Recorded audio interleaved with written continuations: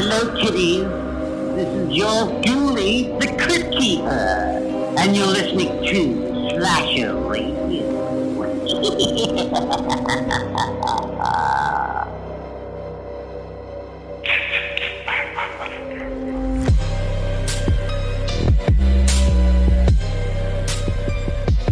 Welcome to Slasher Radio. The host, Mikey Bones, Rob Humphrey, and Cat Valor. What's going on, guys? Cat, you're back. I'm back. Yeah, we didn't have Cat last week. We've had, Rob, did you learn your lesson from last week or no? But yeah, I'm done. Fuck it. Okay. Yeah, fuck it. All right. Thank God.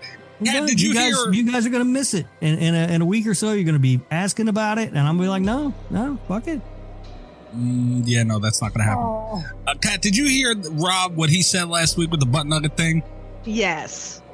Right. I was right to ban automatically, right? Yes. Okay. Yes. All right, yeah. I can't say it, but you can say it. I didn't say it. None of us said it. Didn't say it. All I said was butt nugget. I didn't add anything weird in front of it like you always do. So I'm good. So I can say butt nugget. We wish you wouldn't, but you can. Well, hello, butt nuggets. God damn it. I thought that was okay. Still annoying. You can say it, but it doesn't mean it's not annoying. Oi. Yes. Oi. Yeah. No, oi. hey. It's one of the... I'm allowed to say it. Emma's going to kick Right? your ass. Kiss my ass, Tim. TCM's bad. TCM 2022. He said you are not allowed to say that anymore, Mikey. Yeah, I don't care. And that's a man who fights koalas for lunch or whatever. Fights koalas for lunch. I now have to picture Tim Davies from Dummies of Horror, past guest on the show. I now picture him like fighting with a koala bear over a fucking Lunchable or something, like fighting them for the lunch. I'm pretty sure that's how his life is. And the only thing he's got to fight with is a boomerang. That might be accurate. We don't know. Yeah. You are being culturally insensitive and rude. I think that's what you're doing. But I'm not the one out here saying oi. Oi! All right, we got a little bit to get to here. We got drink roll call to get to. I'm sure we're going to get to the Gabagooli Mystery Corner. And then we are doing Terrifier 2 this week. I'm super fucking excited. We've talked about this movie a whole lot. And we're finally going to get into it. And I think that's really all we got to get to. So we're make the best of the best this week, goddammit. I believe it is now 7 times I have seen Terrifier 2. It's your fault, man. It's a lot of fucking times to watch that movie. Watch a movie you don't even like. All right. Should we horror court? Yeah, let's get horror court out of the way. All right.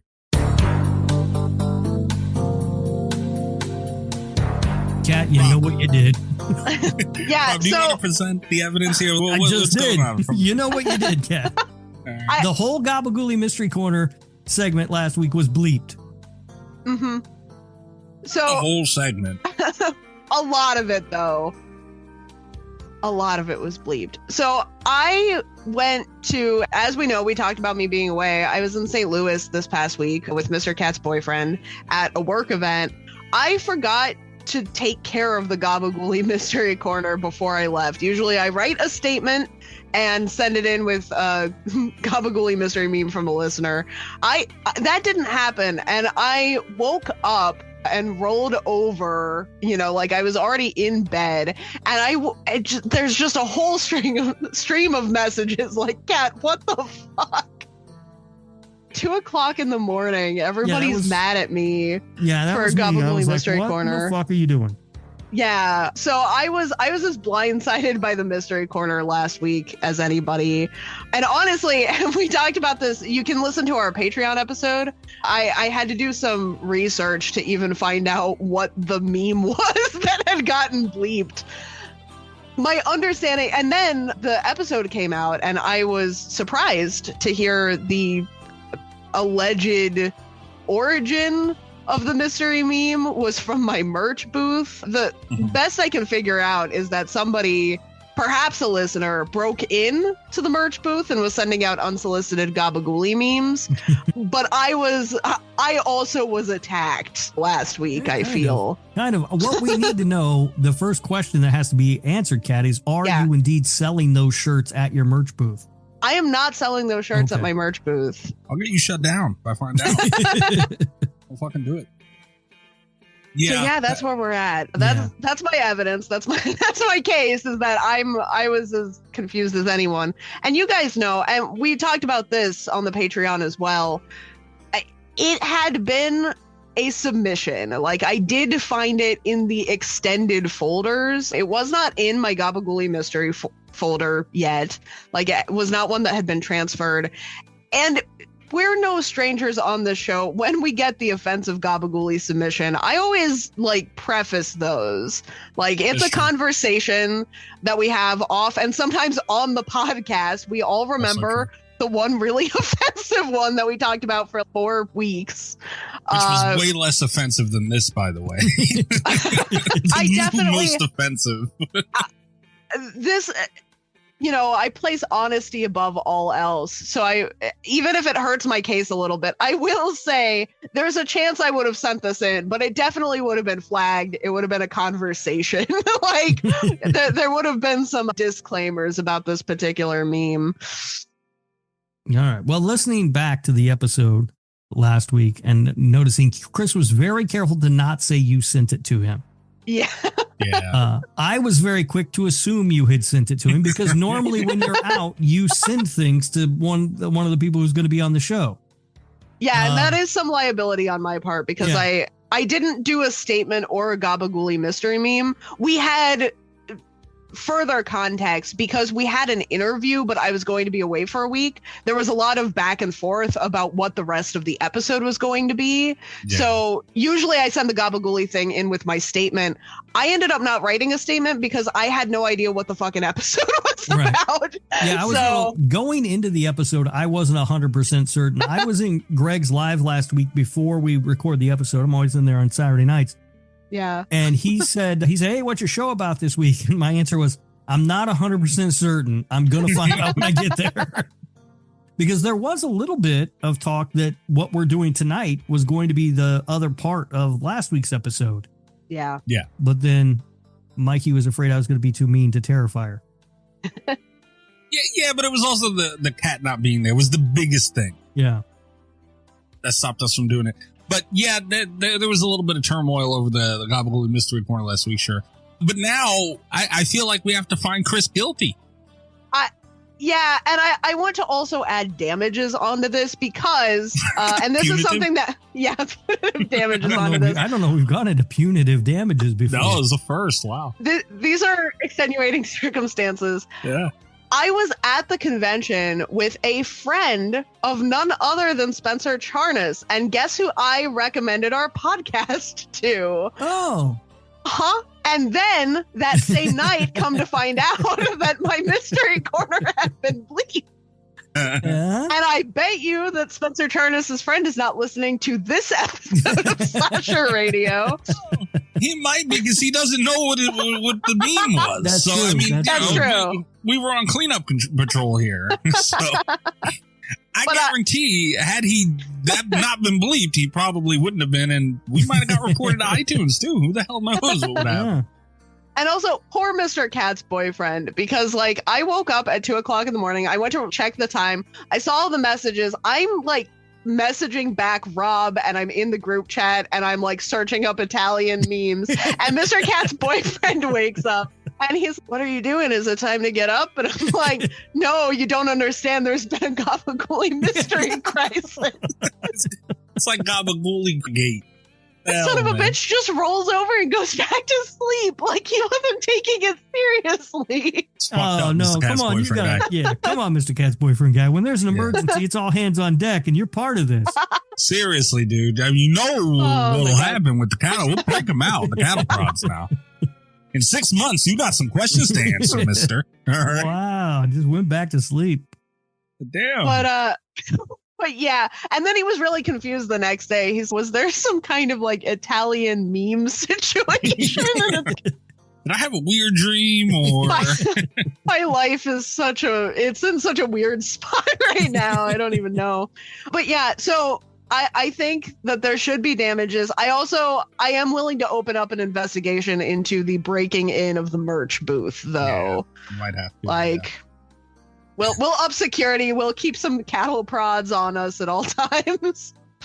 Honestly, though, man, imagine, Rob, for a second. Like you're in bed with your woman, right? You guys are sleeping, whatever, and you wake up to see her on her phone at an ungodly hour. Man, who's she texting or whatever? Oh no, she's looking up Italian memes because there was an Italian meme crisis. That's the worst fucking lie that you could ever be told. Yeah. And it's the truth. The man believed he went back to bed. The hell of a deal. I respect the game of just going back to bed. Just being like, all right, I don't know what the fuck is over there. I'm going to sleep. But I feel like I would have had more questions. Right. There would have been like, bullshit, what are you talking about? Yeah. Weird. And then that's impossible. And I know me, so by the time these questions are answered, now I'm sucked into this and I'm on my phone looking shit up. Like, all right, well, what could the meme have said? Maybe I can check here. Oh man, the day in the life of Mr. Cat's boyfriend guy, poor son bitch. All right. So the investigation will be ongoing for the break-in of Cat's merch store, and Chris is found guilty for the meme itself. So I don't know what the punishment could quite be. It's hard to punish Chris. He's the type that just looks back at you and says "harder, daddy" or something. Like it's hard to figure. I guess we'd better just watch Sadako 3D. Feels like a fair punishment. No. Huh? Oh. No Ring movies on the show for a while. Until there's a new Ring movie. And maybe even that's the punishment. Chris has to watch it. He has to submit proof that he watched it. He won't mind. Do it with a smile. But yeah, all right. So that's cleared up then. Damn that meme, dude. And you know what's fucked up too? Honestly, out of all this the whole Gabagooli gate that went on here, right? Not one person suggested maybe we shouldn't do it anymore. Nobody. I mean, that's not going to happen. Are you kidding me? It's a lot of people's favorite segment, Mikey. just on the Patreon show we just recorded, I suggested upping it to 2 a week, one there and one here. Yeah, I did get one. That is what happened this week. I did get one. An equally offensive meme, too, by the way, on the Patreon show. It got cleared up, by the way. I did eventually, because when this happened last week, I did not know what the offending meme was. That has been cleared up. I now know what that meme was, but I did on the Patreon send in the one I thought it was initially that I found during the search. Which was equally offensive, yes. Yes. Sure. Yeah. And was sent in for me to see. So I'm a victim here. All the way around. This is absurd. Yeah. Although, you know what's funny? We were smarter about the way we handled it on the Patreon show than how we handled it last week. Yeah, because we didn't read it out. We didn't describe it on the Patreon show. Yeah. Although it was prefaced on the Patreon show. Kat said this is offensive. It's equally offensive. So we knew it was coming. Last week, to be fair, we had no idea what was coming. I was kind of blindsided by that in my defense. And the bit is I have to describe them on the show. I didn't want to describe that on the show. I voiced that several times. I also there was a second wave of confusion also because I got a bunch of listener questions this week asking if I still had access to the meme once it was bleeped from the show. And I'm not the one to ask for that. But the patrons noticed that it didn't go up. You're going to have to worry about a Gabagooli Mystery Corner leak? We might have to, yeah. Uh-oh. Jesus We're in Christ. uncharted waters with the Gabagooli mystery meme. But I'm back. We can rein this back in. Do we have to, when we have a guest, have them sign NDAs going forward? Is this what we need to do here? The Gabagooli Mystery Corner has gotten so big, we can't contain it. Seriously. It's going to be the end of the show one day. Watch. This is the start. This is Gabagooli Mystery Gate 1. There'll be more. All right. Fuck that segment. All right, drink roll call. What are you guys drinking? Oh, yeah, I guess we can do drink roll call. I was just about to send you this week's meme. Oh, fuck. Give me a minute. All right. Yeah. I am drinking Smirnoff Ice Smash in a can. Ooh. It is 1 pint of Smirnoff. All right. What's it smashed with? It is smashed. So, you know how I usually have the flavor of the 4th of July things that nobody likes? Mm-hmm. I found like all 3 of the 4th of July Smirnoffs are smashed together. Oh. So this is a red, white, and berry. Oh, July 4th drinks in October. Yeah, those haven't expired. Yeah, I'm sure they're fine. No, that's the hell of a deal of it all, though, because those seasonal drinks, you will get them on sale when the season's over. Sam Adams is good for that, too. When they put out all their October stuff, you wait like November, December, get a hell of a deal on those things. Yeah. Yeah. I am back on Cutwater's bullshit. I'm drinking a vodka transfusion in a can. They have those? They do. Oh, okay. I'm excited. Well, I will tell you, these are not as good as the ones I make at home, in my opinion. I adjusted the ratios a little bit to add a little more grape juice, a little less ginger ale, because I like the grape juice flavor. Okay. They do not do that for these, so it doesn't taste it. Like, I just wish there was more grape juice flavor in it. But all in all, I'd say it's not bad. I was going to say, two questions here. What's the alcohol content? It's low. Yeah. It is 7%. Okay. Low for Cutwater, though. Low for Cutwater. That's still pretty good. And then how do they rank with other Cutwaters, even if they're not as good as transfusions at home? They're up there. I like them. You know, they're better than the Palomas. I like it a lot. I still think the, margarita in a can might still be my favorite, but this is like a close, like second, tied with some of the other ones I've had. Okay. Yeah. That sounds fair. I'm excited about this one. But yeah, it is pretty good. And I grabbed these because I was like, you know what? We're getting to that time of year, it's starting to cool off. And I don't know if I want to be drinking many transfusions now because it's such a cool, refreshing drink that it feels like a hot day drink. Mm. So I went ahead and grabbed a 4-pack of those so I could try them out. And we'll see. And how many have you had?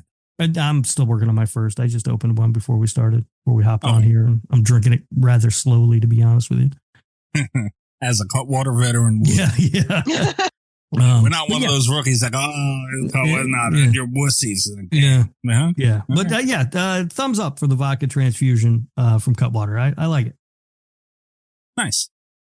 I am drinking I had a little bit left in the mason jar that this came in that I bought a while ago, and it was in the back of the fridge, Drink Roll Call Graveyard. And I didn't have anything else to drink, and I was looking to see what I might have had left, and I had this. I am drinking my Lightning Moonshine. All right. Oh. Yeah. So it's going to be a little bit of a night. Yeah. Lucky you guys. Yeah, so I'm feeling really good. All right. Oh, real quick. This is new information coming in. Cutwaterspirits.com has a locator where if you look up what specific canned cocktail you're looking for, they will tell you the nearest establishment closest to you that has it. I did not know about this until just now, but I do know that down the street from me, they are selling transfusions in a can. Okay, there you go. So do you need to run down the street? Good to know. Yeah, I might have to take a quick break. No, I've used that before because I really wanted to try their Hurricane. Okay. I like a good Hurricane, but they nowhere near me has them. They all have the rum punch, but they don't have the Hurricane, and I was very disappointed. The rum punch not bad, by the way. Cutwater it's rum not punch, bad. Pretty good. Should we talk about Terrifier 3 real quick since it's brand new? Mikey, we're just going to spoil it for you. That's all. Real quick, I have one more alcohol thing also. / news segment. Have you guys seen that? Oh my God. How strong is the fucking, I almost called him Stu Mocker. Ooh. Okay. Have you guys seen the new tequila news? I don't keep up with tequila news. No. Okay. Well, there is Matthew Lillard has a tequila brand that is doing a limited, or Stu Mocker, has a new tequila brand. They are doing a Halloween pre-order event that comes with a 70-page novella by Mike Flanagan. Really? So you get your book, you get your tequila, and it's all spooky. Yeah. And I wanted to talk about that because I'm excited about tequila. I'm always excited about tequila. Yeah, tequila's. Yeah. Tequila is a winner. I'm trying to look it up now. Yeah, I'm looking it up right now because that might be getting me. Everybody got real quiet all of a sudden. So I actually meant to save the. Okay, so this is Macabre Spirits. Yes. 2. Okay, so this is like a spooky. Holy shit! It I'm better on be the, good though. You know. Yes, that is it's the danger. Yeah. That's always the danger with that kind of thing. Like, all right, well, so they've gone with this like Halloween gimmick kind of thing. Yeah. Are they delivering on the actual tequila though? Pre-sale sign up doesn't, boy. And the other thing that is a little suspect is it doesn't seem to have a price. That's a little scary. Yeah. That's dangerous. It's why I'm excited for it, but not on the list yet. Yeah. Like I went to Disney World with my son when he was, I don't know how old he was, like 8 or something. I don't know. And we were hungry and he was looking for something to eat. And he went up, there was like a restaurant there. And I was like, yeah, let's see, maybe we can eat here. And it was one of those restaurants, they have like a menu outside. And I was like, no, we can't eat here. And he said, why? And I said, see where it says market price? That means we can't afford it. Yeah. Yeah, it's saying you can join like a pre-sale. We're gonna fucking carried away here. Everything's a pre-order. Everything's a goddamn pre-order. Now we got a pre-sale to the pre-order. You can get on the list, to the pre-list to get on the pre-order for the. Like, can we just sell shit, please? Yeah. Please. Nobody makes stuff and sells it anymore. They pre-sell it and then use the money they made from the sales to produce the product. It's very annoying. Extremely annoying. And I had a Texas Chainsaw. It was an anniversary edition, and it came with the game and the movie and, a poster or whatever the hell it had. I don't remember. And I seen that it was trending, like Texas Chainsaw Anniversary was trending. And I had completely forgot that I spent $100+ on this fucking thing however long ago. And it's really annoying because now I completely spent the money, completely forgot about it. And like, how many of these things can just take our money and never put it out and we're going to fucking forget? Yeah. And they just got our money forever. Yeah. Or you order stuff and then remember we talked about that 7 box set that's coming out? There was coming out like the 4K and it came in like a cardboard box and stuff. It was really cool. I ended up not ordering it. I didn't pre-order it, but everybody who did just got an email within the last few weeks that they canceled it. Oh, see? Yeah. And so now it's a hassle, right? Because you've already paid your money for it. Now you've got to wait for them to get your money back to you and everything. It's like, what? Yeah. Stop it. And also, I don't know why they canceled it. How could it be that hard? They're still releasing it on 4K. Just put it in a fucking cardboard box. What do you? Yeah. I got 3 boxes here. They can have. I did sign up for the pre-sale for, I already forgot the name of it, Macabre Spirits, Matthew Lillard's tequila. I did sign up for the pre-sale just now, and I got the email, and they confirmed me and everything. And they sent a link to, you'll be interested in. And apparently they have at findfamiliarspirits.com, which is where you can get on the pre-sale list for the pre-order and all that shit. But they also have a drink called Warlock. I don't know. This looks like some cat shit, the fantasy one. Yeah, it's Quest End Whiskey Warlock. $150 for this. Oh, yeah. See, I'm not spending that much on it. Wait a minute. But Matthew Lillard, they have a picture of him in here. I don't know what the fuck's going on. All right. But if it's $150 for Matthew, I love you, Matthew Lillard. You're amazing and all, huge fan, all that stuff. I'm not spending $150 for your drink, dude. It's not going to happen. No, that's for people who have money. If it's $150 and it comes with the chapbook from Mike Flanagan, I'll do it. But if it's more than that, it's pushing how much even I will pay for a book. So I don't care if it comes with a pair of Mike Flanagan's underwear. I'm not buying that much money. But this Warlock thing, they have a bunch of articles and images and stuff on the bottom. One of the articles are how Matthew Lillard made whiskey for Dungeons and Dragons fans. Ooh, Kat, there you go. All right. And I like whiskey more than I like tequila, but I mean, I need that book in there. So that might be a bad call. I like tequila a lot. Me too. Tequila fucks me up, guys. Yeah, that's why I like it a lot. Well with right. Yeah. It does its job very well. I will say, it is like Cutwater in that way. It's very sneaky about it, too. That's what I love about tequila. I think the part that it's not that it's stronger, it's that it creeps up on me in a way that makes me uneasy. Yeah. All right. Fair enough. Hey, what's up, y'all? Kelly Clarkson with Wayfair. My favorite thing about the holidays? Decking out my whole house. It's not a competition, but if it was, well, I'd win the season with Wayfair. Outdoor inflatable Santa? Got it on Wayfair. Trees, lights, and ornaments? Wayfair. Hosting must-haves like dining sets, beds, sheets, and towels? Wayfair. For everything in your style delivered with fast and free shipping, visit wayfair.com or the Wayfair app to win the season. But again, it's not a competition. Wayfair, every style, every home. I always feel the pressure to find the perfect gift for my relatives. In this case, whether you're sending an unforgettable gift or treating yourself to everyday perfection, Omaha Steaks delivers the world's best steak experience. For me, I'm not just into steaks. I like all types of meat. That's why I'll usually get the Winter's Best Seller Pack. It comes with juicy fillets, chicken breast, pork chops, and even burgers. Omaha Steaks offers unrivaled quality and variety, and every bite is backed by their 100% guarantee. A family-owned company with over 100 years of experience in the meat industry. Save big on unforgettable gifts with Omaha Steaks. Visit omahasteaks.com for 50% off site-wide and earn an extra 20% off select favorites during their cyber sale. And for an extra $35 off, use promo code YUM at checkout. That's omahasteaks.com, promo code YUM at checkout. Terms apply. See site for details. Go to omahasteaks.com to get 50% off site-wide plus an extra 20% off select favorites and more limited-time deals during their cyber sale. And use promo code YUM at checkout for an extra $35 off. Minimum purchase may apply. See site for details. A big thanks to our advertiser, Omaha Steaks.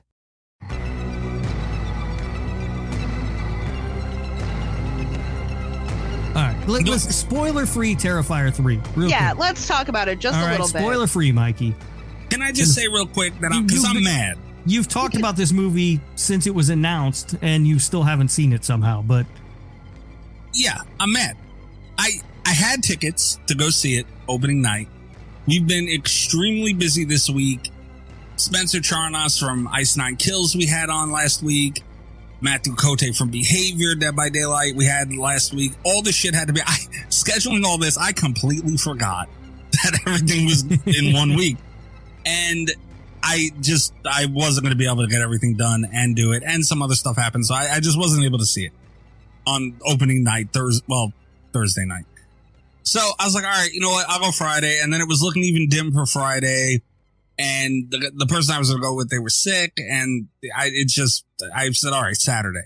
Didn't even work out today. So I still have not seen Terrifier 3. I've had to refund two sets of tickets twice. All right. So fuck. Who are you taking? Grandma Bones? No, I wish. Grandma Bones might have. I might actually see what Grandma Bones is doing. It might be a bet. I don't know, Kat. What do you think of this movie? So I want to preface by, in a continuation of horror news, Terrifier 3, a small budget horror film, is going to do double what Joker Folie à Deux this weekend is doing, which is like a super high budget DC comic book movie. Like this is Warner Brothers, yeah. And I think that's amazing. I think Terrifier 3 is such an important, wonderful piece of horror history. I'm glad I was there opening weekend for this. I would not give that up.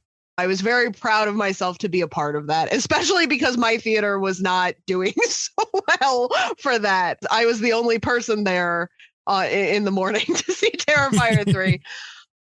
That being said, it's the worst one by far, I feel. It had some pretty big obstacles with it. I have a lot of complaints. Okay. But it did a couple, specifically two things really well. Like it had ups and downs like the other Terrifier movies. I just think that the downs maybe didn't outweigh the rest of it. I'm not a huge fan of Terrifier 3. Okay. First of all, this I keep seeing people talk about, Joker Folie à Deux, and Terrifier is going to make double what it made this week. And that is, it is something great, but also it's awesome. It's a little bit of a false equivalency because Joker's been out for a week or two now. So it's not like opening weekend, it's crushing this movie. And also the reviews have been terrible for that Joker movie. Just a week for the record. Okay. All right. But it is still a big accomplishment. But it is. But I've seen people like, oh, look, it's good. Well, yeah, the movie's been out for a week and the reviews have been shit. I'm not surprised that its box office isn't doing well. But be that as it may, I left the theater on Thursday confused because I thought, did I like that movie? Did I like a Terrifier movie? And I think the answer is kinda. Oh, okay. Kat said it's the worst movie I think it was the best of the three. From a storytelling standpoint, it had a beginning, middle, and end, which is an accomplishment in and of itself. I enjoyed it. I don't get, we're seeing all the stories about people walking out and puking and being mad and everything. And I don't get that. It's marketing, dude. To any extent, like this is less gory, I think, than the second one.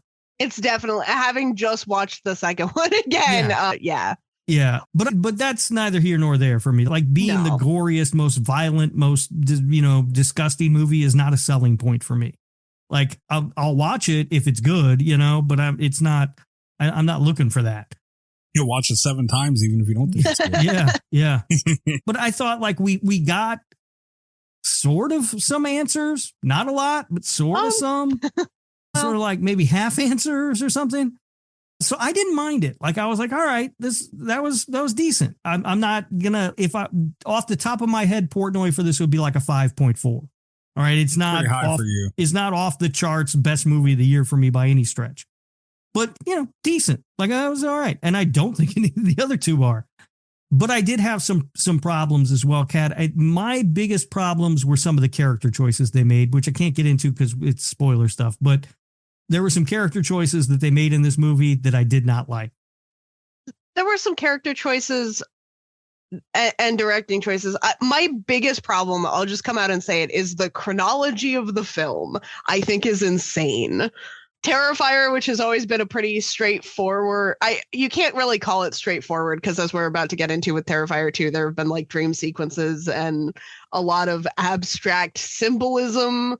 There's a lot going on in this franchise, but like timeline wise, I feel like it's always been super easy to follow.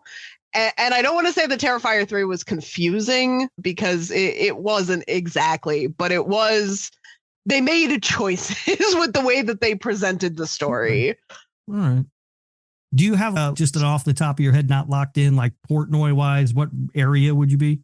I honestly might be in the same range, maybe like a 5 point something, but 5.4 maybe. All right. So yeah, I mean, I left not hating it, which surprised me because I thought, well, this is, I've just bought a ticket to spend 2 hours being fucking miserable. Thumbs down, negative review to the Oreo popcorn at Regal, by the way. It doesn't taste your bad. Fault. No, it doesn't taste bad. It's actually kind of, but the problem is it's so sweet. The bag, first of all, you get a tiny little bag of it for $11 fucking. And then I could only eat about a third of it because if I had eaten any more, I was going to get a stomach ache from all the fucking just sugar in it. So yeah, no to that. I would not recommend that. If they ever bring back the banana popcorn though, that's a winner. I would recommend the Flamin' Hot popcorn as always. Yeah, that Oreo thing is gross. That's your own fault. Yeah, I can imagine it was expensive. Movie theater popcorn in general is expensive. Well, you slap Oreo on it. Yeah. Yeah. And that's the thing. But again, I don't mind paying for a big giant tub of popcorn. Like, I'm all right with that because I'm getting a big giant. This is a little tiny bag. And I was like, oh, I'm getting fucked over here. And then I can only eat a third of it. So yeah, I don't recommend the Oreo popcorn. It doesn't taste bad, but it's not worth the cost and everything. And you will get sick to your stomach if you eat too much of it. That's what you got, though. I thought I was going to be on the news as one of those guys that puked during Terrifier, and it was going to have nothing to do with the movie. It was just like, hey, too much of this goddamn Oreo popcorn. That's a genius marketing technique, though, is to have a really gross out, gory movie and launch the same weekend as the Oreo popcorn. Well, have you heard the story about what their marketing team supposedly did? And I don't know if this is true or not. It's just a story that I've seen going around about how they got some of the clips of people being disgusted by the movie and walking out and stuff. That apparently they did a pre-release screening and they literally were finding people and, hey, how would you like to come see a free holiday movie? And tell them what the fuck it was. And then, of course, you're going to get people who are going to storm out. Well, of course, yeah. I don't know how true that is. I don't know. That's just the story that's been going around online. Which also is a little mean to fucking people. That's my other complaint. And we talked about this, I think, when the teaser trailer dropped. I really did not like being seated for a Christmas movie in October. I don't like doing that. It irritated me. I was mad. I also this is a Halloween franchise, right? It's always been based on Halloween. Why they decided to go to Christmas, it was not necessary. It made for some cool visuals, I guess. Probably I guess. why. But it wasn't necessary. What I would have really liked, and we'll talk about this later in the episode too, because we're going to be talking about Terrifier 2. I think Terrifier 2 should have been a Thanksgiving movie, and then I would have forgiven Terrifier 3 being a Christmas movie, and then we could just see Art do all the holidays, and that would be fantastic for me. And then people, in 12 years could be doing a year with Art the Clown, and they could do like a big event with every holiday, and that would be great. That would have been very clever. But unfortunately, we had 2.5 Halloween movies and then half a Christmas movie. Yeah, it's weird that it's a Christmas movie, and it is kind of weird that they released it in October. I think December's very crowded though at the theater. November, I will go to the theater to watch a Christmas movie in November. It's during Halloween month. Yeah, I mean, I do think November starts to get kind of crowded with award stuff. I guess you run into a bit of a problem there. The box office is going to get crowded, and then they're not going to be able to claim that they're number one. You know what I mean? Yeah. October, you release it. And there isn't a fucking thing out right now, right? Like their biggest competition is Joker, Folly Ado. It's like there's nothing. This is a weird October for horror movies because it's pretty thin. It feels like to me. Yeah. And the summer was like once a week there was a new horror movie coming out. Like, why is it so thin in October? It doesn't make sense. I mean, next week's big release is Smile 2, and who gives a shit about that? A lot of people, unfortunately. I know. It did really well. We're still feeling the effects from the strikes, honestly. Because when they could get shit out, they were pushing it out. Because, they're delayed on shit that they're going to be working on and, all this shit. And, I mean, I'm sure that's definitely at least a proponent somewhere of it. You know what I mean? So I don't care, man. It's Art the Clown. It's a horror movie. Put it out in October. It's fine. I do wish they would have put it out in December too, because it would have, obviously made more sense. It's a horror movie. So and the other thing that might have been a problem for them with the December release, if you remember, the calendar was set to be Nosferatu, and the new Jordan Peele movie was supposed to come out in December. They pushed the Jordan Peele movie. Nosferatu's still coming out. I don't know how well you're going to do with 3 horror movies in the theater in December.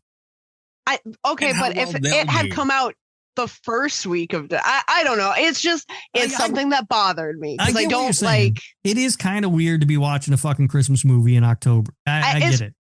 Especially because I feel like they're pushing Christmas stuff further and further up every year. And horror fans are the group of people most likely to dig their heels in about no Christmas shit until after Halloween. Oh, yeah. And these are the fans that are being catered to with the Terrifier franchise. I found that I had a tough time getting into the Christmas spirit of it all. Yeah, I get it. Like, because I say that all the time. It's almost like Thanksgiving doesn't even fucking exist anymore. It doesn't. As soon as Halloween's over, it's just fucking Santa Claus everywhere, and he needs to keep his fat fucking ass out of Halloween. I agree, but I don't think you're supposed to get in the holiday spirit for this. I think you're supposed to get in the Art the Clown doing crazy shit spirit. Like, it's a Terrifier movie above all else, so I'm not mad about it at all. Like, it doesn't bother me. It's fine. And it's Art the Clown. Like, there's not, like, I don't think you could do that with Michael Myers. You know what I mean? Like, he can kind of, like, that's why I like him so much, man, in this franchise in itself. Like, they set their own rules. Well, no, you can't do it with Michael Myers. This fucking franchise is called Halloween. It'd be ridiculous to have a Christmas movie. You know what I mean? Freddy as well. I don't know. Maybe you could with Freddy. He already wears his fucking Christmas sweater. Right. Next big horror franchise, I'm telling you, one per holiday. That's free marketing for you right there. You can have it for free. It should have been Art. And he missed Thanksgiving. So, although he did make mashed potatoes in Terrifier 2. Right. It's in my notes. It's the one note I took. Was I feel like this should be a Thanksgiving movie. We have a Thanksgiving scene. Yeah. So the third one, though, Kat did not. Well, it's funny. We scored it the same. Yeah. But your opinion seemed much more negative than mine did. It's fine. Like there were some fun scenes with art. It felt like an actual movie with an actual structure to the story. Yeah, it was. I had a good time with it. I did read a thing that really frustrated me because I felt, and this might have changed because I did just rewatch Terrifier 2, and I think this was my first rewatch since the theater. Oh, you got 5 more to do to catch up to me. 5 more to do. I don't think I'm going to catch up to you because today's experience with Terrifier 2 was a little bit different than the theater experience of Terrifier 2, to put it mildly. But in Terrifier 3, I was sitting there and this feels like a long movie. And then I read a thing today that was, which it's shorter. It's 20 minutes shorter than Terrifier 2, but it felt longer to me. Like in the theater, I was like, oh boy, how much longer do we have to go? And I read a thing today that about like how much material they cut out of this because they all really wanted it to be like a 2-hour movie. And then Damian Leone was on record as saying that he had wanted it to be a 90-minute movie, but he just couldn't cut more out of this. And I was like, oh, wow. Yeah. Wow. I don't That's a think bloody disgusting thing, I'd imagine. I imagine. Honestly. Yeah. I don't think that it felt long, but it does feel like there are stretches where there's not a whole lot happening. Yeah, And it did feel like there were a couple of times where we went a long stretch where it kind of felt like it was not a whole lot fucking happening here. And this is a franchise because this was something that went down with Terrifier 2 also. The fan base really fucking loves more Art the Clown content. I was saying today that people were like, don't even worry about the 2-hour thing. Give us 3 or 4 hour Terrifiers. We'll watch them. And, like there's a fan push for these to be longer. This is a franchise that would really benefit from a tight 90-minute theatrical release and then go crazy balls to the wall director's cut. I feel, Yeah. But I do think that they need to bring in a fresh editor that's less connected to the franchise because this is such like a grassroots movie series that everyone involved has been so personally involved with making it happen. I think it has to be really hard to cut stuff. Mm-hmm. They need someone that's just an editor disconnected from the franchise that can get another 15 to 30 minutes out of these films. Hey, let me edit them. I'll save all the good stuff. I'll give you a 10-minute movie and we'll be the fuck out of there. God damn it. Honestly, not that far. I wouldn't go that far. But then have that extra content for the fans, because there are people that would watch a 4-hour Terrifier movie, and that's great for them. I agree with Kat. I'm not ever a proponent of, longer movies. If you can knock them down a little bit, it's always a better watch, and it is true. But I don't know, man. I can see how it's hard for them to do it. Because they're telling a lot of story. Now, they have such a vision and they're so on fire, and they want to tell this story. And so many people want to know what art is. And, the huge question marks they left in the second film. So they're in a weird spot because they've created such a cliffhanger almost. And now they got to tell it. And they're going in a very strange direction, which takes a lot of explaining. So it's hard, but I agree. But at least, honestly, in the second one, it was a long movie, 2-hour movie. Everybody knows how I feel about them. It wasn't it didn't feel that bad. It truly didn't. So that's a good thing. And Rob said that about this one as well, where it didn't feel long. So at least they're making the most of it. Yeah, but I did not say that about Terrifier 2. Terrifier 2 feels every fucking minute of its runtime. And for the record, it's actually 2:20 for Terrifier 2. God damn, yeah, that's a long fucking movie. It's a long. I think it's why people don't rewatch it that much. I've rewatched it more than anyone I know. You're gonna say that again? Yeah, people stop making me rewatch this fucking movie. Terrifier 3, I was really surprised at how early it was when I got out of the theater because I would have bet that it was the longer of the two. See, what I think is interesting about that, and what I wonder why I didn't feel the runtime as much as you did, Kat, was I was like, oh, this is going to be terrible. It's going to be this another long. I was like, just like, this is going to be a long ass movie. I want to be in here forever. This is going to suck. You know what I mean? It's just a mindset you go into. sometimes. And So you might have been pleasantly surprised. Yeah, like I whereas didn't was feel kind it of. was I didn't feel it was that long. I do think there was some minor pacing issues. I wouldn't say anything major, but I did think there were minor pacing issues where it did seem like there were a couple of stretches where it's like, something going to fucking happen anytime soon. Yeah. But for the most part, I didn't really feel the runtime. I was kind of surprised when it was over, but in the opposite way of, oh, it's over. Nice. All right. So Terrifier 2, though. Terrifier 2. Well, we're not ready to get there yet. Why not? Oh, we're not there? You haven't even hit your button? Oh, yeah, he has to hit the Crying button. out loud. You're really going to hate you. Pain in the ass. I almost Crazy forgot. pain in the ass. I don't know. It's our most popular segment. I've got a My nice shit, one I forgot for you. about that. Let's see if we This get week, canceled this though. week. No, Yeah. I've got a nice one to kind of make up for last Oh. week and to make up for the Patreon. Honestly, Nice one. before I open this, This is Like, a nice one. shut up. No, it's not. Before I open this even, this is the Gabagool Mystery Corner. Our listeners send in anonymous memes. Sometimes we're going to get canceled for them. You know, it happens. You never know. Do my best to explain them on the show. The memes go up on Patreon. Shouldn't I get a week off No. from last week? I feel like we need trauma, man. I feel like we need a redo from last week. Like we need one to come together as a well. Rob heard me. I had to explain that shit, man. That was all. I was taken off guard. I might have had a couple meetings after this and to just figure some shit out, man. Should have a week off. This is bullshit. This will help. Crap. Yeah, I'm sure. I'm in the wrong. Okay, hold on. How is this supposed to help? It's an idea of how to Yeah. relax. It says right there. Yeah. This isn't relaxing. This is pissing me off. I was relaxed a minute and a half ago. I was relaxed. Now I'm mad. The meme said this one's like disrespectful. I don't like There's this. no at helping all. you. I don't like this. Well, A little something to take the edge off, and it's a cup full of Tostito pizza rolls. Mm-hmm. That'll help. You don't like pizza rolls all of a sudden? I do like pizza rolls. I have some in the freezer right now. When we're done with this, I might make a couple. I don't know. But that's not the Well, point. I'm not going to put it in a cup. take a couple, take the edge off. Yeah, that's how you do it. You draw yourself a nice warm bath. You fill up a wine glass with fuck. pizza rolls. They are in a bath. Holy Yeah. shit. Yeah, it's somebody sitting in a fucking bathtub. Shit. Man, drink roll call is something else. I was looking and saying, man, that's a weird looking kitchen. Like, what the fuck is that stuff?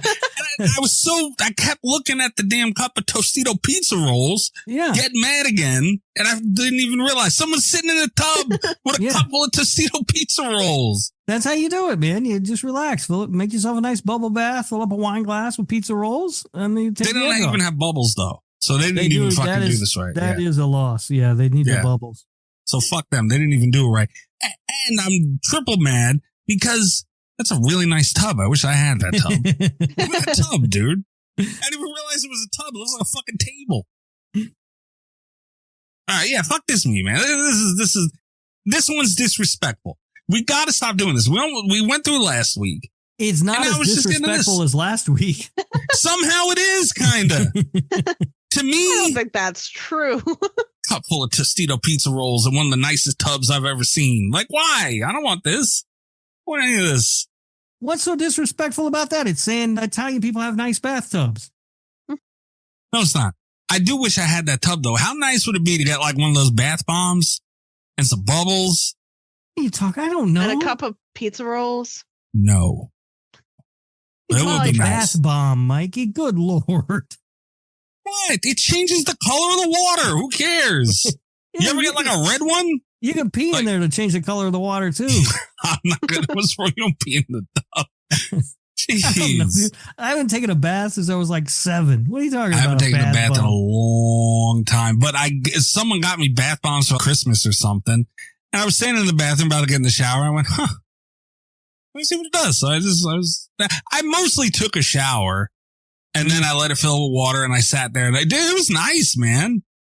All right. What happened? Yeah. Do you put the bath bomb in while you're sitting in the water and like the bubbles tickle your butthole and stuff? But I put it in before. Oh, I don't know if that's how you're supposed to do it. I have don't no know. idea. I don't. It I is don't not. know these fucking things. Why are you talking about tickling my butthole, dude? What the fuck is wrong with you? I don't know. I'm trying to figure out That why is- you liked it. We're moving on. The hell is that, dude? We're trying to Jesus figure out Christ. how you take the edge off if you won't eat your pizza rolls. Good Lord, man, we gotta bleep the Gabagool Mystery Corner again. Damn. I mean, look, some pizza rolls and somebody tickling your butthole, that'll make you relax. This is an off-air joke, but the Gabagool Mystery Corner is tearing the show apart. To quote Rob from Among Us. All right? We'll take a quick break. We'll be right back with Terrifier 2. Jesus Christ, this meme, dude. This was supposed to be a nice one. I don't know why it ended up being a thing. It's I don't know so why you angry. talk about my buttholes. What the hell? How did we get there? Talk about pizza rolls. Fuck's sake. You never know where this show is going to go. I hate you. Never, ever even once talk like this on the damn Nick Cage spot. Never, ever even once. Mention a butthole this week. I dare you. Go ahead, do it. Look, if a butthole comes up, a butthole comes up. I don't know. I haven't seen the movie yet.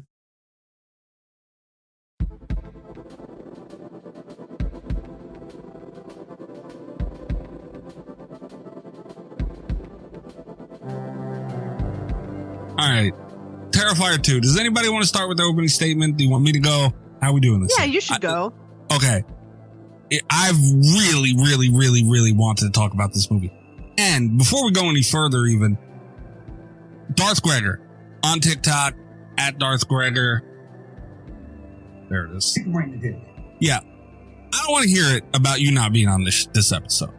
Firstly, we've had a lot going on. So, you know, we, by the way, should do a hot take episode soon. Right or wrong, guys? Yeah, absolutely. Yeah. Been meaning to message Greg about that. So, but, Greg, you're not going to fucking ruin this for me. We finally got to talk about Paranormal Activity. I had to sit and listen to a damn montage work of sex tape jokes, and I couldn't even enjoy myself and talk about it properly. You were not going to ruin this for me. Well, I'm going to talk about your butthole the rest of the night. So. A butthole montage? Here, how much Mr. Cat's boyfriend guy loves the butthole montage in 6 months? I will say that I do want to say this in defense of the idea of having Greg on, and I kind of didn't think about it, to be honest with you, but I didn't mention it. We would have you would have gotten an extra person to defend this movie because Amber has turned around on Terrifier 2. She now likes it. Oh, nice. I heard Amber on Greg's Lives, and then that makes a lot more sense now because I thought I was drunk, and I didn't quite know. I thought maybe she said something. Whatever I didn't know what he was doing, but he was talking about her talking positive, and he was pissed about it.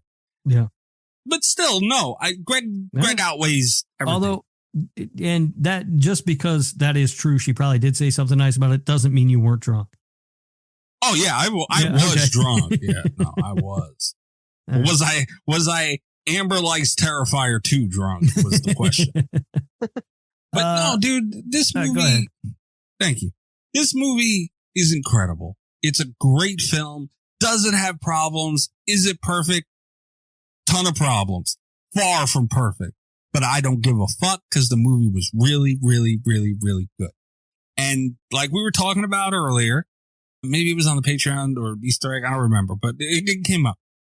Terrifier 2 is a very important movie. Oh, you were talking about a cat with Terrifier 3 being important. Terrifier 2 walked or crawled so that Terrifier 3 could run, you know? Yeah, so absolutely. I don't want to forget. Yeah.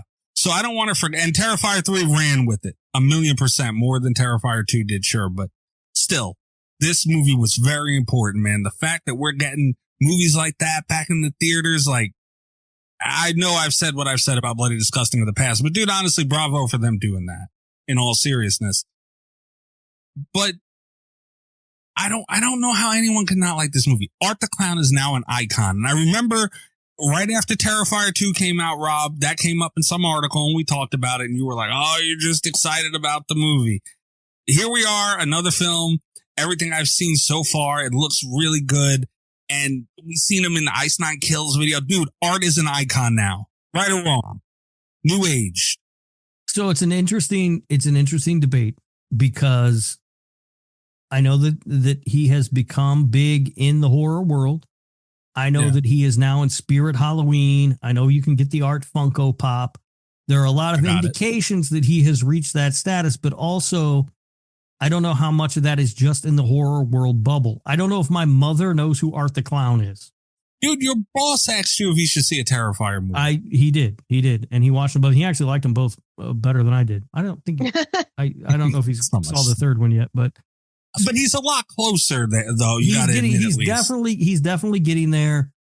I think that the nature of these movies are going to turn off a lot of that mainstream attention, probably, which is unfortunate for the character or whatever. But that is just what they want these movies to be. I mean, we've seen. I mean, there were reports before Terrifier 3 that Damien Leone was offered a lot of money by major studios to make his movie, but they wanted to make all these changes, and he said no.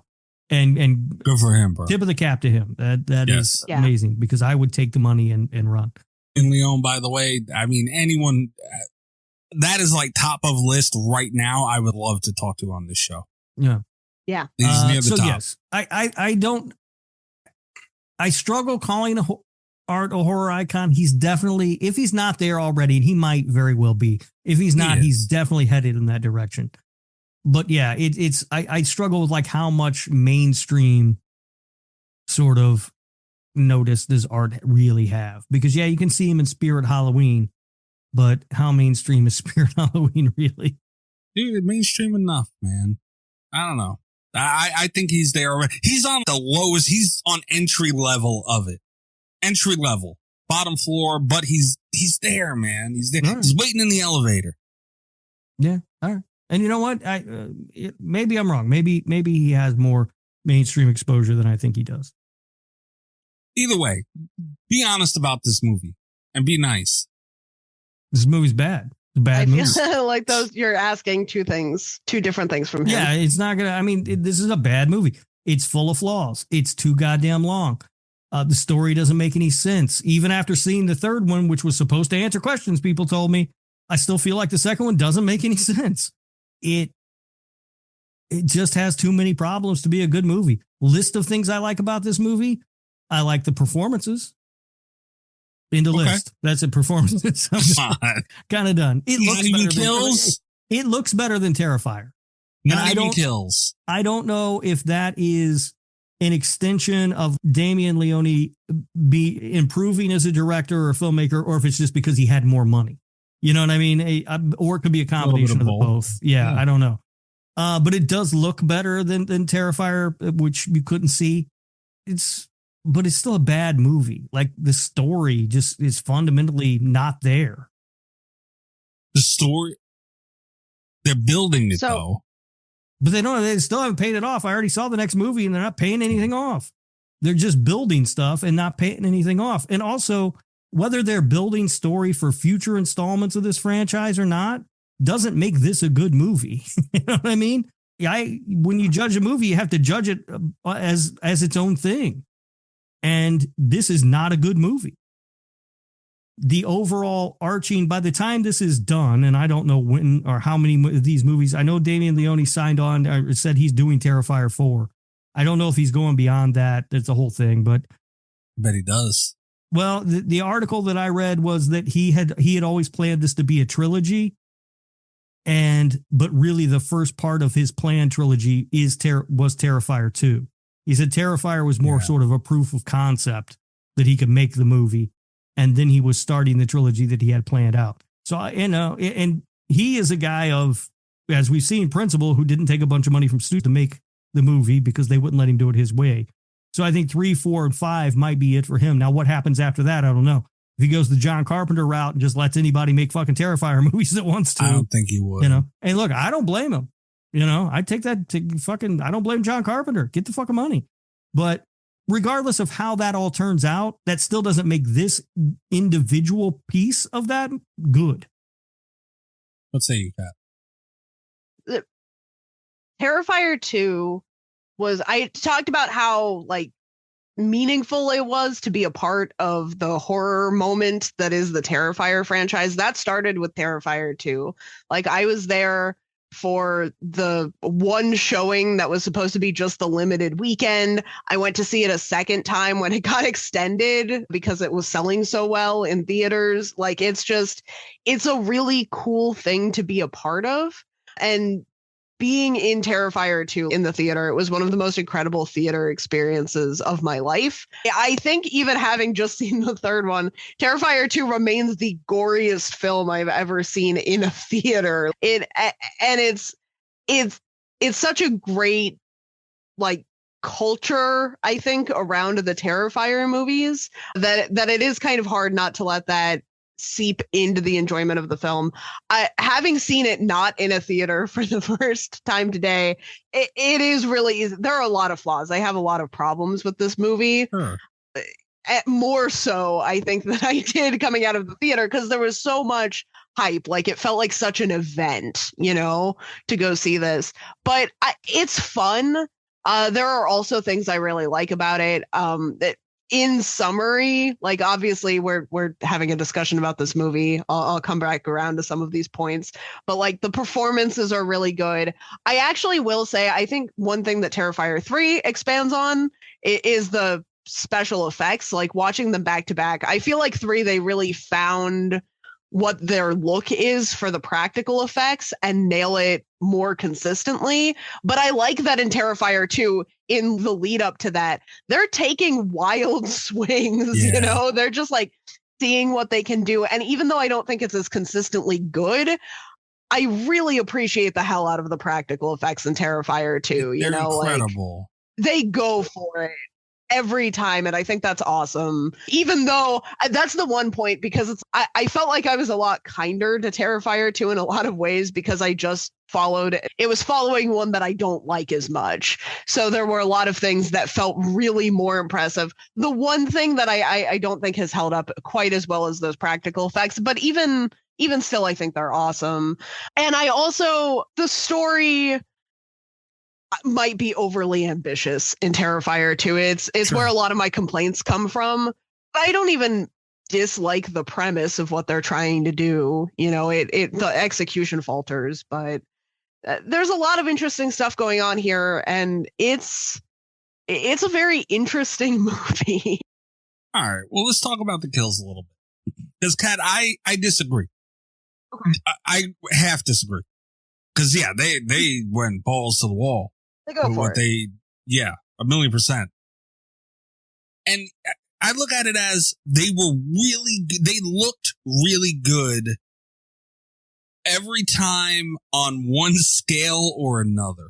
You know what I mean? Like there were points in Terrifier 2 where the effects look great, like very good. Yes. And there's other where they didn't, but yes, it was so fun, and it was so fun to watch, and the spirit of what they were doing was executed so flawlessly. You know what I mean? And that is kind of what I'm trying to say, because they're fun to look at. I really appreciate them. They're crazy. Look good enough. They do look good enough. It feels, because I know that that's the one thing that gets better in 3. Yeah. It's easy to kind of poke at it now in 2, but I appreciate that they went for it. And one thing, this is going to come up in reviews. I think I cut most of the reviews that were complaining about this, but there were a lot of people in the lower star reviews that were like, oh, the effects were terrible and they should have just used CGI, and it's not realistic that her arm would twist off that way or whatever. And they are doing some of the, for a slasher, essentially, they're doing some of the most high concept kills ever. Especially they in are a theater. Really, really going, especially in a theater.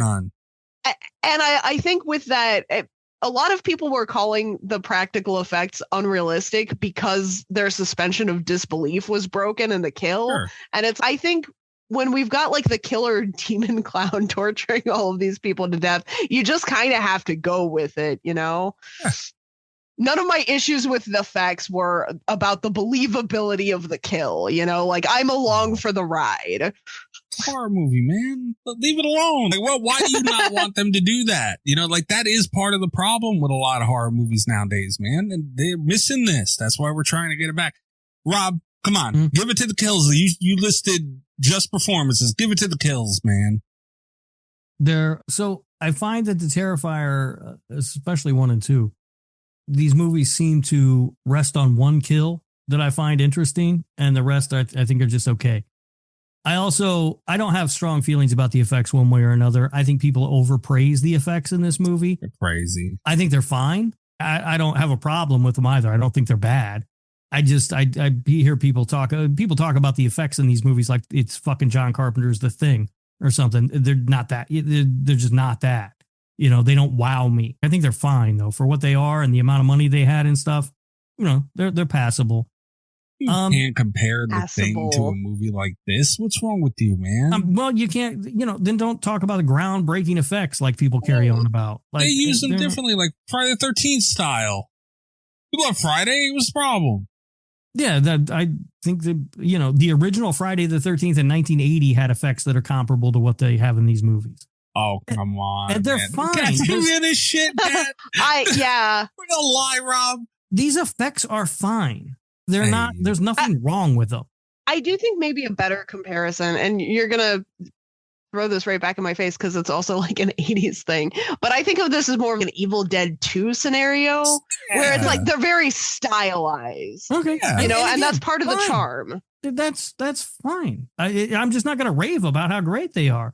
I'm not saying they're bad, Mikey. This is the problem about trying to talk about this movie with Mikey, I think is going to be is every time I don't kiss its ass, he's going to act like I'm insulting it in a horrible way. Kiss its ass where it's deserved is all I'm saying, dude. I'm saying they're fine. I don't think they're that great, but they're fine. They're great. That's the problem. I know. Yeah. What the hell? You're missing. I hate you so much. And I think it goes for taste too, honestly, because like you mentioned The Thing, like that is your style movie. That's a whole nother argument.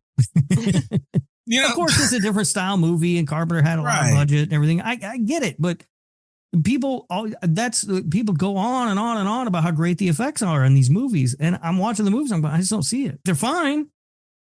I'm not offended by them. I'm not like, oh shit, that's terrible. I'm not going to, knock points off the movie for them.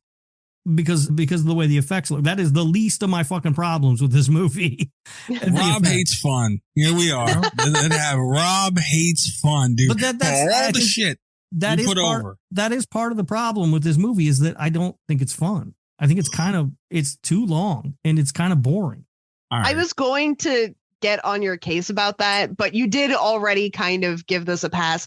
I think the one thing that you need to remember about it being fun is that art is fun. David Howard Thornton is having a good time giving the performance. Art's very entertaining to watch. But you did say the performances already. Here's the thing about Terrifier 2 that it's super frustrating actually. Okay. This movie, like the first half, there are things I would change about the first half, but the first half I think is actually really good and really fun. The second half is so bad it negates everything that happened in the first half. In my viewing experience, if they had stuck with the tone of the first half of the movie throughout the movie, I would have been on board. They changed the tone of the movie, and it's quite frankly, the third act of this film goes on way too fucking long, and it's honestly really fucking boring. I can't believe that. From the point that they hit that fucking carnival or fairground or whatever to the end of the movie is just fucking boring. I won't go so far as to say that it's boring, but I will say there is an energy shift there, and it should have been the opposite of what it was, because usually in movies when we hit the carnival, that's where shit gets crazy. And it's like we already had such a crazy tone for this. Mm-hmm. That I was expecting, like an elevation of that. And it does feel like it slows down at the carnival, which is a choice. Right. And we talked about my boss watching these movies and how he said he liked them more. And he liked them more than I did. But that was one of the things he said about the second one. And he said that final chase scene goes on forever. And I'm like, it does. It should not be that long. They get to the carnival, whatever the fuck that place is. There's still 43 minutes left in this fucking movie. That's fucking too long, especially when it's all just kind of a chase.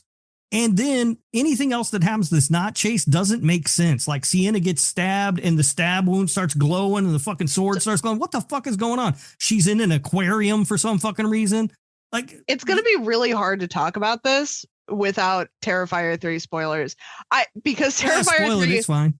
No. No. I won't. I will say that is a particularly frustrating thing because we did get like the promise that things were going to be explained in 3. And for the most part, 3 gave me a lot more questions.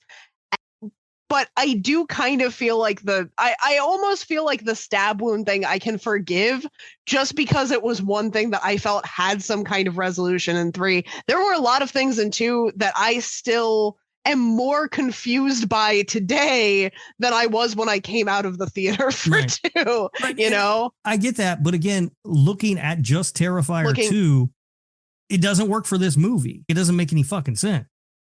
Yeah, there are a lot of things like that. And I also, I don't know. I said this with the special effects where it's kind of a silly premise. You have to be along for the ride or you're not going to enjoy it. I'm along for the ride on a lot of things. The over-the-top kills I think are fine and good. The effects I'm in for, the very impractical deaths I'm in there for. The story, it's harder for me to let stuff slide because they spend a lot of time on story to give not a lot in this movie. And when we get to because the sword just kind of is magical and that's not really addressed in this. And I'm kind of willing to be like, okay, that's something that can get explained in a sequel. And the prophecy is also something that can maybe be explained later down the road. What I'm not okay with is that Art and I'm okay with the fact that Art's a demon and he can regenerate. And, you know, like we have all these little things from the other movies that are hinted at and we see in full effect in 2. I don't like that he has an imaginary friend that can impersonate the voices of others in a practical way, because now we have this double unreliable narrator trope happening where it's like Art the clown is crazy. He's hallucinating things that other people can't see. And Sienna's crazy. She has medication and, you know, like visions or whatever it is that Sienna has. I still don't even know, to be honest. And I watched this movie today, but we can't really trust what she's seeing. But then we have this weird thing where the demon that Art is hallucinating can impersonate people's voices that Sienna can hear over voicemail, you know, and then can Sienna's friends also have heard this? Is Sienna just on the same hallucination wavelength as Art? We don't know. And it's very confusing and hard to follow. And that's where it becomes too messy for me, because with a movie 2 hours and 20 minutes, I should at least have a basic concept of what is and is not real. There are some movies that could pull it off, right? Where it's, you know, there are think pieces about how much of it really happened, but I don't want that from my fun over the top slasher movies, you know? I shouldn't have to think this hard. Yeah. And now having seen the third one and realizing we get about half answers to some questions, but not all questions. Yeah, I feel like one question was answered and everything else is more confusing now. Yeah, it is it's very frustrating. It is. You're right. They did that in Terrifier 2. But I'm not mad at it because, I mean, yeah, obviously I wish we had more answers, sure. And it's especially in that long of a time they had, you know, it's a 2 hour and 20 minute movie. Like, you could have done it. You had the time to do it. And they didn't do it. And it was very clear that they were setting up something a lot for the next movie. And there's something to be said about that style of cliffhanging, man. And no, not for movies. There's not. I think apparently there is. I think this movie is written in the way that television series are written. Television series set up stuff like that in that way. Movies, you don't usually see stuff set up like that way because we don't even know if they're going to be able. You know what I mean? At the time they release a movie. I want to just throw this out there because as someone that has had to take a lot of classes on story structure, you're 100% right. This is TV nonsense. I think the one pass that movies get for this is when it's announced in advance as a trilogy. And the only one that gets a pass is usually the second movie. The proof of concept movie should still be the first installation of the trilogy. You know, we should have a hook We should understand our characters. We should get the basic premise. The second movie can kind of expand things out and be crazy. But the way that Damien Leone has kind of pitched this is that Terrifier 2 is like the first of the trilogy. And this, if this had been the first Terrifier movie, if there had been no Terrifier 1, I would not watch the next two. You know, like this was not enough of a hook for me. This feels like that middling, like we're going to do a bunch of lore stuff and set you up for the third finale movie, you know, because it's very rambling and it doesn't, I don't feel satisfied by this as a movie, you know? Yeah, but and I get all of that structure and all that. And obviously that's very important with films, but dude, they're doing their own thing here, man. They know all that. They're aware of that, but they don't care, you know? And it's hard to say that you can't say it didn't work, you know? Because for me, no, but I'm saying look at the success of the third movie. People want to know. People liked it. We've talked about this. We've talked about this a million times. Popular stuff doesn't mean it's good stuff. But it means that it made them money. People love it. What more do they want? McDonald's sells a shit ton of hamburgers. It doesn't mean they're good food. Right, but guess what? People like it. It makes them money. That's the thing, though, man. That's fine. What do they care? That's fine. But if you're asking me to discuss a movie, I'm going to talk about the quality of the movie. If this is a food podcast and you ask me to talk about the quality of a Big Mac, I would be saying the same thing. But I eat Big Macs all the time. I like going to McDonald's, but it's not good. And that's the same thing with this. This isn't good. That is, it's kind of a double-edged sword because it's like a double-edged magical art killing sword. We can have Terrifier is very different because it breaks a lot of the story, like a lot of the narrative structures have been broken in Terrifier 2. A lot of conventional movie rules have also been broken in the Terrifier franchise. Right. And it's great because as an audience, we get so much of the same stuff. So it's really new, it's exciting, it's different, it's a ton of fun to consume. But when you start to pick it apart, I don't feel like these movies are being approached from a place where they're breaking rules in like creative, wild, like super intelligent ways. They're just doing what they want to do. And that it makes it hard to not throw under the bus a little bit when you're talking about the quality of the storytelling because it's flawed. That's fair. But I look at it more as that is on the third movie. Because now you have this is the decision you made to leave this many questions in this film. That's what you did. Okay. What they did. Now you have to let us know. Now that's the third movie's job. It's their job in that movie to pay that off and to continue that in the right way. I'm not mad at how if Terrifier 3 didn't come out and we didn't know there's still questions, we don't know. You know, like we can't judge this movie based on the third movie. And that's the way I look at it. For that aspect alone, I'm not sitting here. I'm not judging this movie based on the third movie. I'm judging this movie based on the movie that it is, which is a convoluted, bloated mess of a fucking movie. It's very convoluted. It is. I do. And again, it's hard to say. I wish that it had some kind of conclusion because as a marketing technique for Terrifier 3, we know that this is very effective. You know, right. People did show up, but as a movie, it does feel like it doesn't really have an end or answers. No, it doesn't. You're right. Yeah, you're right. That cannot be argued on any scale. That is true. Yeah. But I'm not mad at it is the point. You know, like it is written like that. I didn't even think of that, Rob. That is it's written like a television show. 1,000,000% it is. But I'm not mad at it, man. That's fine. Whatever. Like it sounds like Damien Leone wanted it to be longer. Like he's cool with that. He should have just made a fucking TV show. Should have. Honestly, Terrifier would be a great TV show. Yeah. Dude, it would, man. You guys aren't bothered by like the logic. Like you can't just take someone's eye and push it into your empty eye socket and it works. Leave it alone. Stop. For me, that's a demon power thing, right? Yeah, like, it has to be. I don't give a shit. You know what I mean? Like he could be the Michael did that, you would hear me complaining about it still. Yes. But you know, If Art wants to do it, I don't really care that much. It's fine. It's fine. Can we talk about the Clown Cafe? Yeah. What about it? Let's talk about the Clown Cafe. God damn it, it's dumb. Here's the thing. It's fun. It's not dumb on its face. If it was in a shorter movie, I'd be fine with it because I get what it is, right? It's a way to, it serves kind of two purposes in the movie. One is unnecessary.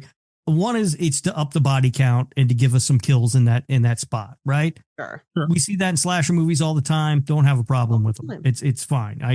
We recognize it and we go, okay, fine, whatever. We needed a kill there. It ups the body count. Fine. The other thing that it does is that it's like Sienna's dream and her fucking thing catches on fire, but they could have done that in a million different ways. They didn't need the Clown Cafe for that. My problem with the Clown Cafe is that all it is a device to up the body count, and it's 8 minutes and 38 seconds long. And it's nonsense. And it is already in a movie that needs to be about 40 minutes shorter than it is. So honestly, cut that shit out of there. That's where you need an editor to go, bullshit. I go back and forth on the Clown Cafe thing because I really like the way that it's shot. I think it's actually some of the best movie making in the movie. And this was, I have a very similar thought about some of the content in Terrifier 3. This was a segment that I think would have been a great promotional short film for Terrifier 2. Mm-hmm. But it doesn't really have a clean place in the movie. The bond that Sienna and Art have is already so convoluted. Like the Clown Cafe thing happens before she sees Art in person.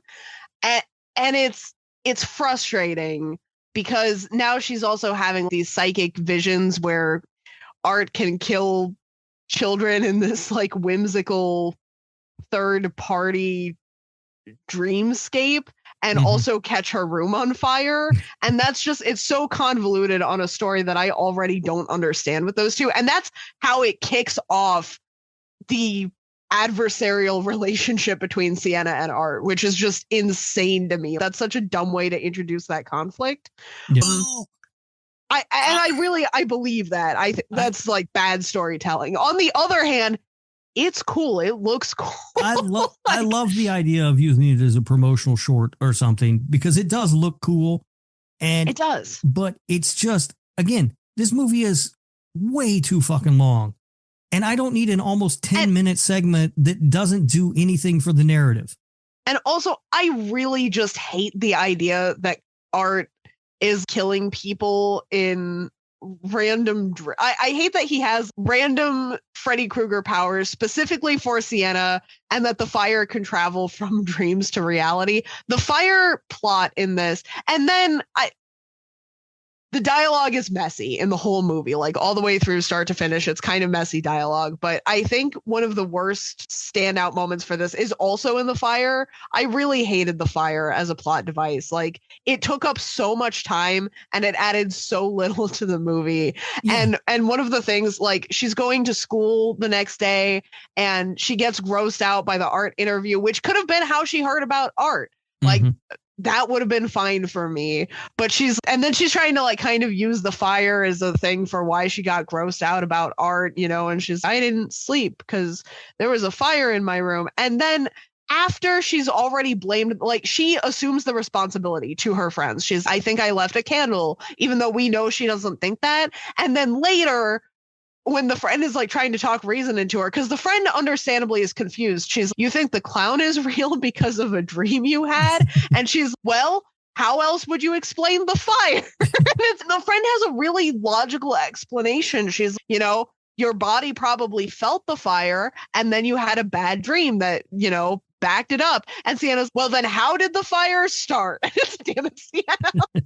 Come on. And that's a piece of dialogue that really doesn't make sense with it makes sense to us as the audience because we know Sienna's already having these feelings, but it's unrealistic dialogue because it doesn't follow the flow of a normal conversation that friends would have based off of the other conversations we've seen them have.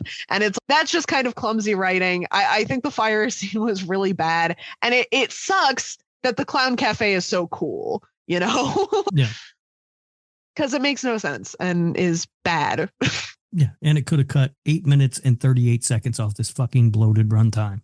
It could have I'm cut not mad. almost 15 if we also cut the conversations that she had about the Clown Cafe.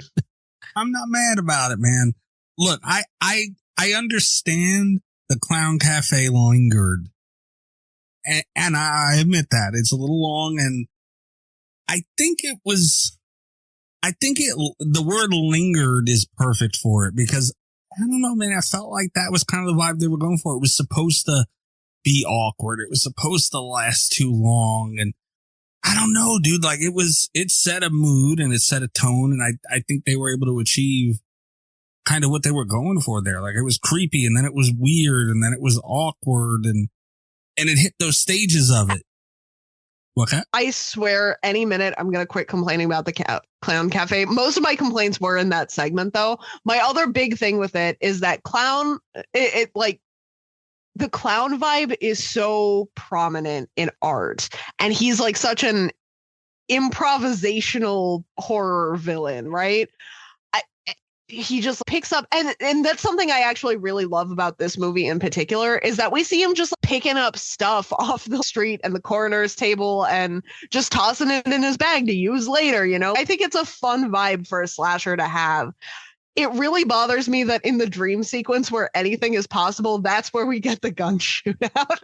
That should have been the coolest, most inventive kill of them all, and it was just like, a gun. Yeah, but dude, Damien Leone himself David Howard Thornton told us himself, man, they were going to double down on that gun. They made it a point. But I'm not mad. But did it have to be in the dream sequence? So that's all I'm saying is, like, that would have been such do it a. Again. I thought it was perfect, dude. The Tommy gun, that was fucking perfect. And I'm someone that didn't even have a Tommy gun.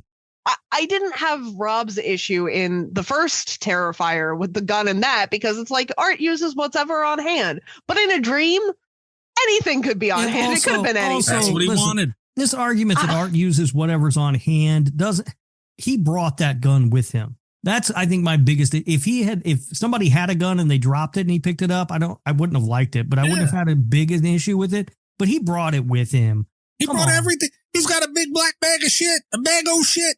That's what he has, dude. He's got everything. Here's what I really want to know. The biggest question about Terrifier 2, the biggest mystery of this movie: what brand trash bag does he use? That's the real. Because you're seeing, he opens up that bag and there's like saws and shit in there, and that bag is fucking strong as shit. It ain't coming apart at anywhere, dude. That bag is also possessed women. I put a couple of fucking 2-liter bottles in my trash bag and the shit's falling apart. I'm like, God damn, what kind of bags is he buying? That's what we need to talk to somebody about that. I like the bag.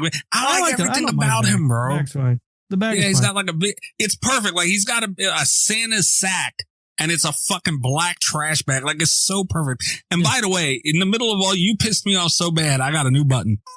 I like that. Right. I don't mind that, because the best that art has ever been on film, in my opinion, is that fucking Halloween store. That is the best we've ever seen from that art. Scene is impeccable. It's so fucking good. And I read that David Howard Thornton basically improvised all that shit. They put all that shit out for him and were just like, do your thing. And it's so fucking You know where good. you heard that? Where? This show. You were late to the fucking interview. Yeah, you were sleeping. So you missed that part. Yeah, that's where you heard it. Fucking believe it. You know what? It's impeccable work. It's so fucking good. It's so entertaining. And I wish we got more of that kind of tone throughout this movie. But we don't. No. It goes away. But it's so fucking good. And I also read that Sienna was, she left her bag downstairs, and apparently that was a goof. And so David Howard Thornton was like, just bring it up and slam it on the fucking counter. That was great. And you know who doesn't get enough praise, though, is that fucking store clerk. The actor who plays the store clerk. He makes that scene fucking work. He is fucking terrific in it. Everything about that scene is great. Yeah. And while we're praising stuff, because it's been a while since we've had her on the show, and, we all praised her at the time, but it's worth mentioning again. Lauren Lavera does incredible work in this. Yeah. Sienna, it's always easier to pick on stuff that you don't like about a movie, and especially one with, such hits and misses as Terrifier 2. Sienna's one of my favorite recent horror movie characters. Like, she's a fantastic character. She feels very real, and I think that was very surprising following Terrifier. Not that those characters didn't feel real, but we didn't know them real well. We basically get to see them for the one night, but Sienna feels like a real person. We get a sense of her family dynamic. She's very relatable. She's very likable. You root for her pretty much right away, and that's incredible. Yeah, Lauren Lavera does a great job. Yeah, she's terrific. And I like most of the performances in this movie. I don't think any of them are really bad. Like, even the friends and stuff, I think they give decent performances. But yeah, Lauren Lavera is just working on a different with this. And none of these movies work as much as they do without her or David Howard Thornton. Yeah. Right. The performances are great. But I also think, because I've been picking on the script a lot. I have a lot of script issues. I also think Sienna's written very well. She's a solid character. She was brought to life very well. The whole thing works, Mm-hmm. Yeah, I agreed. She's great, bro. She's the best final girl we've gotten in a long time. Agreed. By a lot. Yeah. She's up there in the top of them all, man. She's in that discussion, at least. Again, waiting in the elevator, right at that floor, and that's a lot to say about two movies. Yeah, no, she's terrific. Small side complaint. This is more about me being old. Hear me out. I read a thing on Twitter today, and it was like, Sienna is, I don't remember who posted it. I'm not going to call anyone out specifically, but I did see a tweet today, and it was like, Sienna is what Sidney Prescott was to my mom and what Laurie Strode was to her mom. And I was like, how am I suddenly a grandmother? Like, what the fuck is happening? I've never felt so called out. Yeah, I know, right? We're the guy that wrapped the mummy. She's terrific, and I understand all the praise that she's getting and everything. I will say, I should have mentioned this during Terrifier 3, I guess, but I saw a tweet, Cat, praising Laura Lavera for her performance as Sienna in these movies, which she then retweeted, I'm assuming for that reason, but it went on to call Terrifier 3 the best Christmas horror movie of all time. And they said, and yes, this includes the original Black Christmas. Ooh. Yeah. Yeah. I was ready to fight. Like, yeah. No. Let's back up a couple steps here. All right. Top 10, maybe. Yeah. While we're on Sienna, how funny is it that she mentions that you don't see people dressing up as Jeffrey Dahmer for Halloween? And this came out the same time as the Jeffrey Dahmer Netflix series. Rob. I am so glad that you brought that up. I had that in one of the reviews, and the review was like 6 pages long and boring, so I got rid of it. Oh, yeah. But that is, and I was worried I was going to forget to talk about it. That line has aged so poorly right away. I mean, how are they going to know, I guess? But yeah, very funny. The movie's great, man. I really do love this one. And honestly, my biggest complaint is probably something that we mentioned earlier. It's so long, and unless your name is Rob Humphrey, it is hard to rewatch this movie.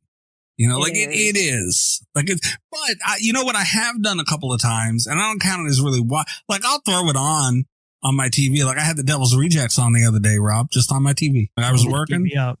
I had it on. And I'll tell you what, Gizmo was up here and he was sitting on the couch. He was watching Devil's Rejects. He liked the shit. Oh, little Rob. We got to have a conversation. But no, it's a good movie to just have on. And how much does that say to the movie being good? I understand, but I'm saying, like, it works in that capacity as well. And then I catch myself in whatever I'm doing, because I'm like, oh shit, this, and you watch it and it's really good. Yeah. And I don't know, man. It's the first time we've had a killer and even a survivor looked at in this vein. And I hope they do more movies, man. I don't know what the answer is after. No. I mean, I don't know what their plans are going to be going forward. It's nice that it's a comfort movie for you. I have those too. Zodiac's one of my comfort movies. Dear Lord, man. Yeah, so I get it. But talking about the characters, I just had one other note that I did want to talk about, and maybe this is because I'm a parent. I don't know, but a lot of people talk a lot of shit about the mother in this movie. And all I see is a woman who's struggling as a single parent. You know what I mean? They're not parents. I don't see her as a bitch or some horrible woman that people talk about her online. My mom. Yeah, she's just a fucking struggling single parent. I will admit though, the one thing that I don't like that she does is she doesn't stand up for Jonathan. She doesn't go to bat for him when the school calls about that fucking dead animal. Yeah. At all. I would have fucking gone to bat for my kid if that happened. I'd been like, how the fuck do you know he brought it in? How do you know he didn't come around the corner, see it, scream, and run the other fucking direction? And that's when you saw him. You got to fucking stand up for your kids. You can't take shit from the fucking schools or the police or anybody who comes to your kid. Deal with that shit at home later. But fucking you put them in their place. Yeah. Yeah. And one more thing I wanted to hit to. This might be a 2-parter episode. I'm not gonna lie. One more thing I want to hit to, because I feel it's important. And it was back, not to cycle all the way back, but I wanted to bring it up when we were talking about story. And, you know, like, I'm not going to argue any of it any further, but I just want to say all this that we're seeing about Art the Clown and all the questions we had in Terrifier 2, they kind of laid the groundwork even back as far as All Hallows Eve for Art the Clown. You know, like that train station scene. Oh, God. And he's in there. Yeah, I tried to forget that bullshit movie. That wasn't the best of it. It was an anthology for anybody who hasn't seen it. Go watch it. It's worth it, especially it's Halloween. That wasn't the best story in the anthology, but it shows you that art is mixed in with some shit, dude. That girl in the train station, she's with Satan and all these demonic creatures and shit. So we do know there's something, and that was as ambiguous as anything else. Like, who the fuck knows? Ominous as shit. He just was there and brought this girl to this place, and then he's gone, and we don't know what the fuck happened or what ties he had or anything. No, that is true. For all 4 people that saw that fucking movie, know that there's something going on with Art. Hey, man. And we're 3 of the 4, so. That's not true. All Hallows Eve. The last one's my mom, by the way, for the record. Because when Terrifier was first making the rounds, was that the clown from that weird little Halloween thing? And I had no idea what she was talking about at the time. But she identified Art the Clown from the Terrifier trailer. And it's as impressed as I've ever been. Mrs. Cat's mom going with the deep cuts, Mikey. Yeah. Hey, man. I don't blame her. But All Hallows Eve and even the original Terrifier, which Dread Central is trying their best to eat off this plate, aren't they? Good Lord. They are pushing the original Terrifier all they fucking can. It's not Terrifier 2. Nobody cares. You know, honestly, I see All Hallows Eve get more love than the original Terrifier, if we're being honest. But anyway, so yeah, I love this fucking movie, man. I really do. All right, so we ready to get into review? I can't wait to hear the reviews for this fucking thing. I want to throw one final kind of dumb note out there. Okay, wait, hold on, Kat, real quick before you do that. Okay. All right, go ahead. Because this is something that came up very briefly when we first started talking about Terrifier 2 on this podcast. It comes up a lot. It's a huge deal. It was a big moment. We were already doing the show together when it came out. And I've alluded to this. So while we're doing the Terrifier 2 episode, I just want to throw this out there. I really like the sword. Not as a sword nerd. I think it actually is kind of a wimpy looking bad sword design, but I like the concept of having a magical sword because other long-running horror franchises do this thing at the end where they're kind of like, here's the one weapon or one secret or one item that could have killed the person the entire time. Famously, Jason Goes to Hell uses this with the Voorhees dagger that has never been brought up before. I really respect the hell out of you're doing a new horror icon.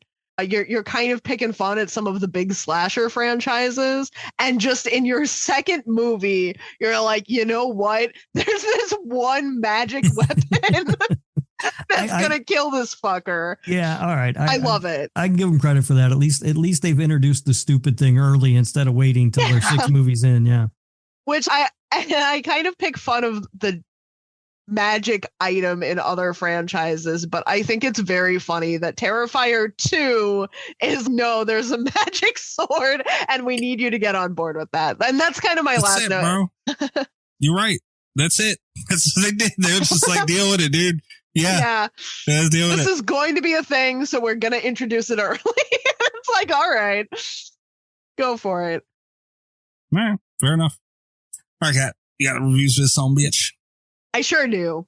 Right. I also, starting with the scores, I think this is going to be a surprise to one of you. Terrifier 2 is certified fresh with 87%. Yeah. You think of that, Rob, huh? I'm not surprised. People have spent years now since this movie come out trying to convince themselves it's good. All right. The popcorn meter has an 80%. I thought it missed the button. Okay, I'm not mad. Dude, it deserves it. I'm not. These are fair scores. No, they're not. Yes, they are. No, they're not. This is not a good movie. Son of a bitch. Rob, let's see if you think this is more fair. IMDb has this at a 6.1 out of 10. It's still too high. All right. So I brought up a lot of reviews that we're not going to read the whole reviews today. A lot of people have a lot of very strong, long, rambling thoughts about Terrifier 2. But I pulled a couple for titles, and then I have just a couple odd takes. And after that, I pulled pretty much the shortest reviews. This first one, which I thought was a great title, is Terrifierly Boring. It's funny. Fuck, man. How do you call this movie boring? Like, of all the things, honestly. Because that 43 minutes at the end is dull as fuck. It's not that bad. And the other one is gore porn with substance. This has got substance, yeah. At least it's got substance in there. Okay. This one I almost pulled it just for the title alone, but it ended up having a really hot take in there. So we're moving into ones that I kept. 8 out of 10. This one is titled, There's Bloody Films Like Dead Alive and Evil Dead, ... then Hatchet, ... Then there's this brutal, face-mushing, torture, dark web horror mess. Gee. Damn. Which I just really liked. And then the take that I wanted to talk about, this review opens with, this film was nothing but gore, but I still enjoyed this more than Halloween Ends. Wow. That's what you get, Rob. I don't care what some idiot on the internet thinks. He's right, though. This is, Rob, this is way better than Halloween Ends, dude. No, it's not. Halloween Ends is a much better film. I don't have a Portnoy for Halloween Ends, but yeah, Terrifier 2, I think it has a beat. Better. It is not. This next one I also did just pull for the title. 7 out of 10. If you're disappointed by Halloween Kills, watch this. What was the kind? I'm sorry, my headset went out. If you're disappointed by Halloween Kills, watch this. Damn. What? Why do Halloween Kills have to catch a stray for no reason? Because Halloween Kills is like everybody, when that movie came out, they were everyone really was kind of mad. Pushing it. Well, they were really pushing it also as like this super brutal slasher. I thought it was, though. Yeah. It was. Oh, yeah, no. But yeah. Be disappointed. Halloween Kills, man. It's a pretty good movie. I mean, it's not as good as Halloween Ends, but isn't that the other problem with these movies? They're not really saying anything. There's no point of view or anything, any themes being explored here. I don't know. I think maybe that's a big problem I have with these movies. They're just kind of empty. Yeah, but it's better than Halloween Ends where there's too much explored and they had too much to say. I'd rather this. You hate fun, dude. Says the guy who hated Crackoon. Yeah, we watched Crackoon, Cat. That was a great time for me. That was a good movie. This next one is rated 7 out of 10 and is just titled "Whoa" with 5 exclamation marks. The way that this guy kills people is just horrible. I literally had to squint my eyes at certain parts of the movie because it was so gory, but I loved it. LOL. He killed people worse than the guy did in any of the Saw movies, which I certainly was not expecting that. I had never even heard of this character before when I saw this title, and I went and looked up the first Terrifier so that I'd understand what was happening in Terrifier 2. The first one was gory as well, but I think this one had the first one beat. The little brother was a weak character, but other than that, I liked it. Oh, Jonathan doesn't get enough love. He's a decent character. He really doesn't. He's like a kid in this movie, I guess. So it's kind of, you know what I mean? He's just kind of the kid who's just kind of around, but he's still a decent character. Yeah. Okay. Okay. So this next one, it didn't work out for me. All right. I'm intrigued. Suddenly, a B horror movie came out at a Greek theaters, and everyone was talking about it.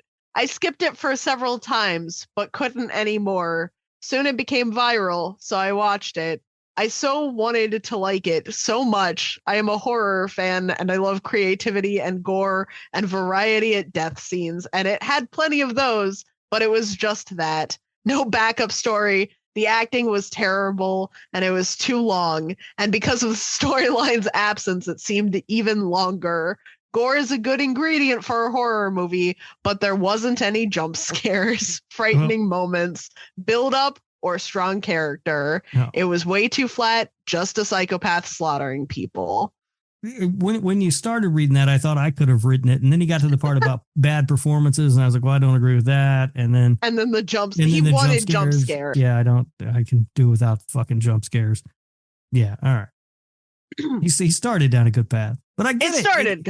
And I've said this before on the show. It's not that I don't want to like these movies. I just don't. Yeah. You know what I mean? I want to be part of the crowd that's excited about this shit.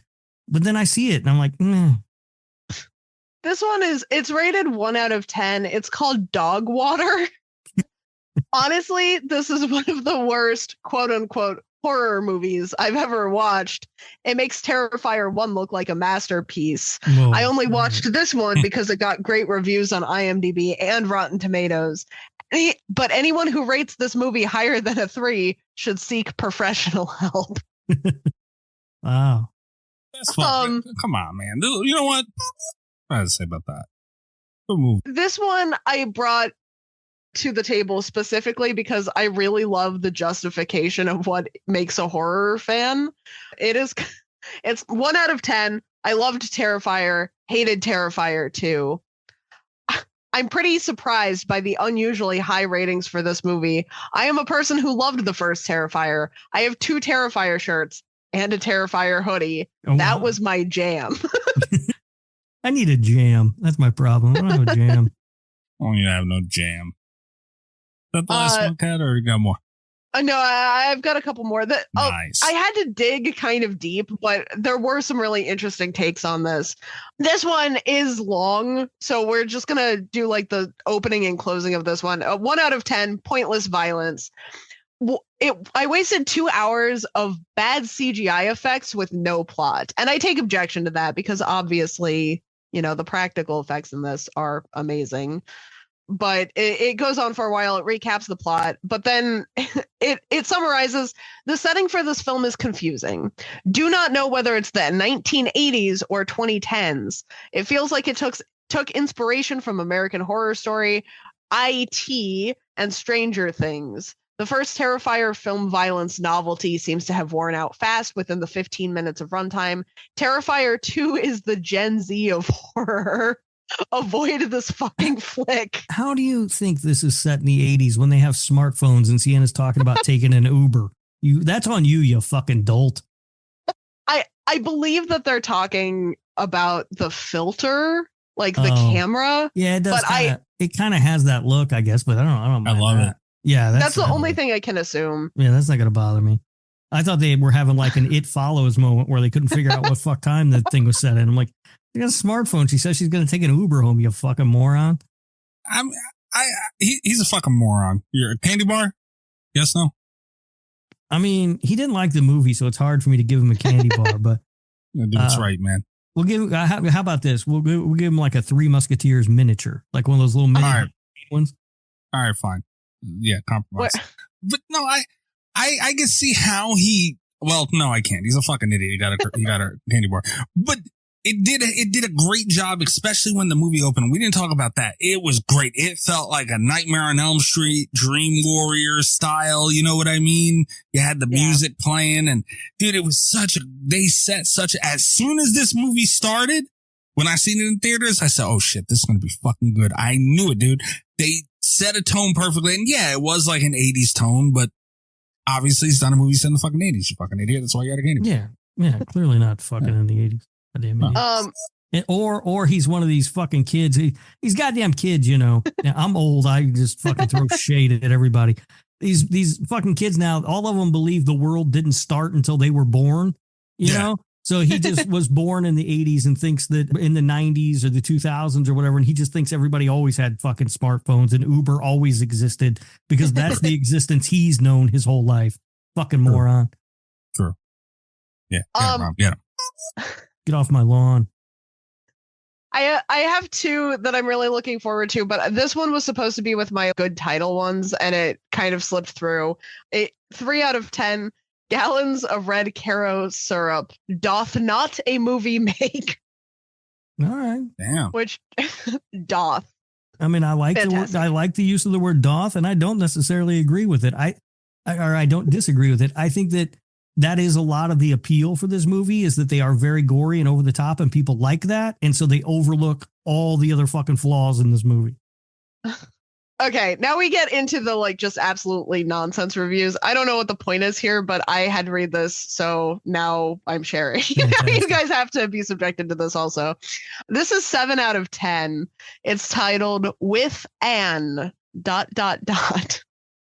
Extremely violent and graphically bloodificative intro sequence. What? Every blood erotic and goregasmic fanatics will run their trousers off to get a hold of a ticket to the Hell Hall or cinema theater, because this film is the kind that may weigh a bit far next to the slaughterhouse rules.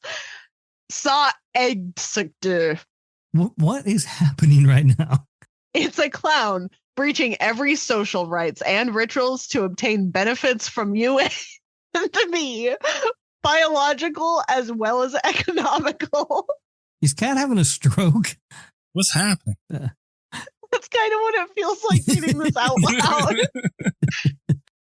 And if you believe that this is a fun and cozy comedy for children or a dead serious romantic drama, then you're headed for the cliffs of surprise and danger. Why would you think that? Slasher horror is... Why would you think that? Slasher horror is fun when dealt with in a coherent and good arranged settings. Grim locations.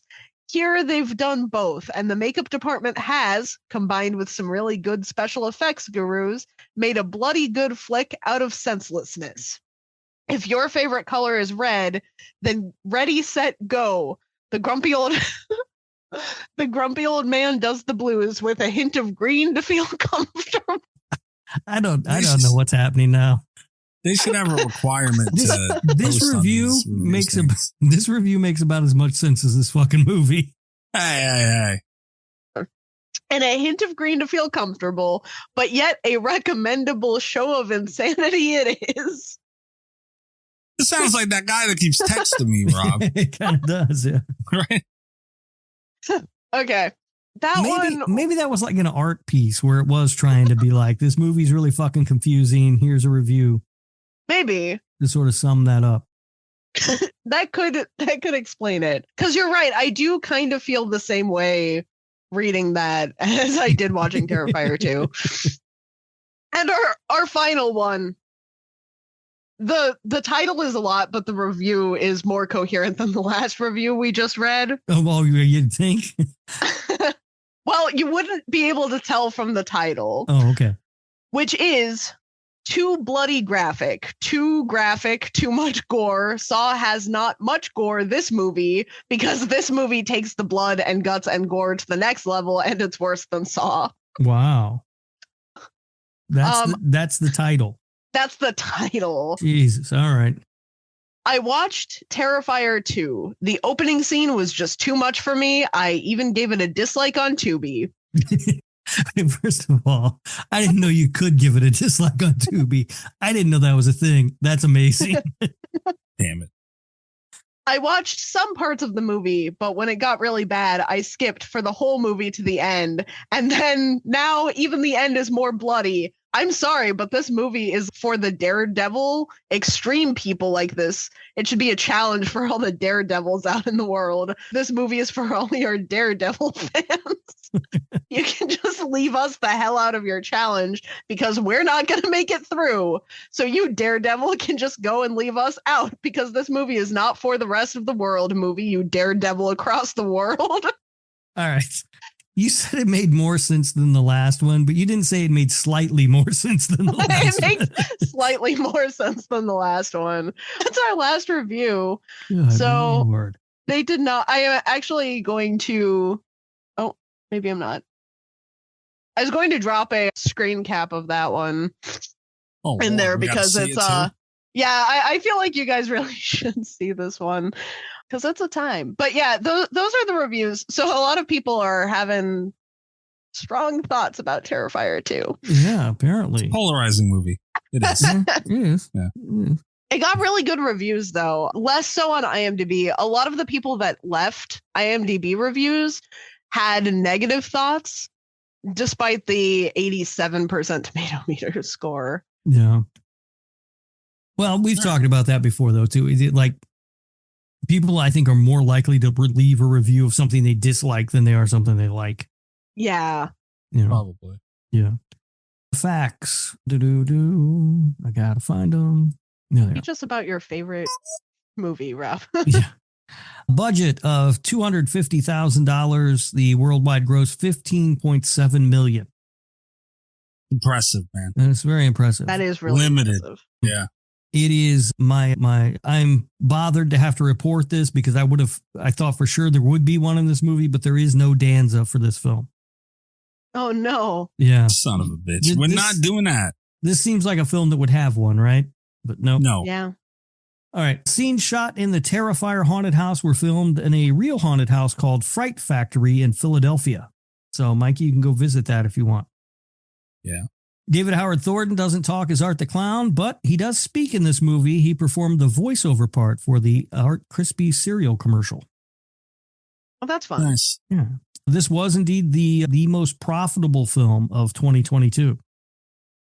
Damn, isn't that fucking wild? That's dude? impressive. Yeah. It's crazy. As limited as it was. Yeah. Yeah. Let's see. Writer-director Damien Leone has denied any allegations of misogyny that he got after making Terrifier. He says he was raised by women who taught him to love horror movies. He spent a lot of time investing in the character of Sienna for Terrifier 2 because he wants audiences to root for her, not for Art the Clown. However, he has stated that the audience often subconsciously identifies with the killer, and it is virtually impossible to create something in the 2020s that doesn't offend anyone. What was the problem? I think the problem was the woman getting cut in half long ways. Yeah. I mean, basically, if you watch Terrifier, it's essentially just Art doing awful things to women. So was Jason Voorhees. I understand there was more men in there too, sure, but it was a very small cast. It was a very small movie. I never, and you know, clearly I'm the one to speak for all women. I never took that away from this movie, but I have heard people make that, or not this movie, but Terrifier. I have heard people make that complaint about the movie. I don't think that, I think you can make the same complaint about this movie or about Terrifier 3, to be honest with you. I will say, as a woman, out of all of the things that have made me uncomfortable in horror movies, Terrifier specifically, there's a line in Terrifier 2 that made me more uncomfortable than the woman getting cut in half long ways. Mm-hmm.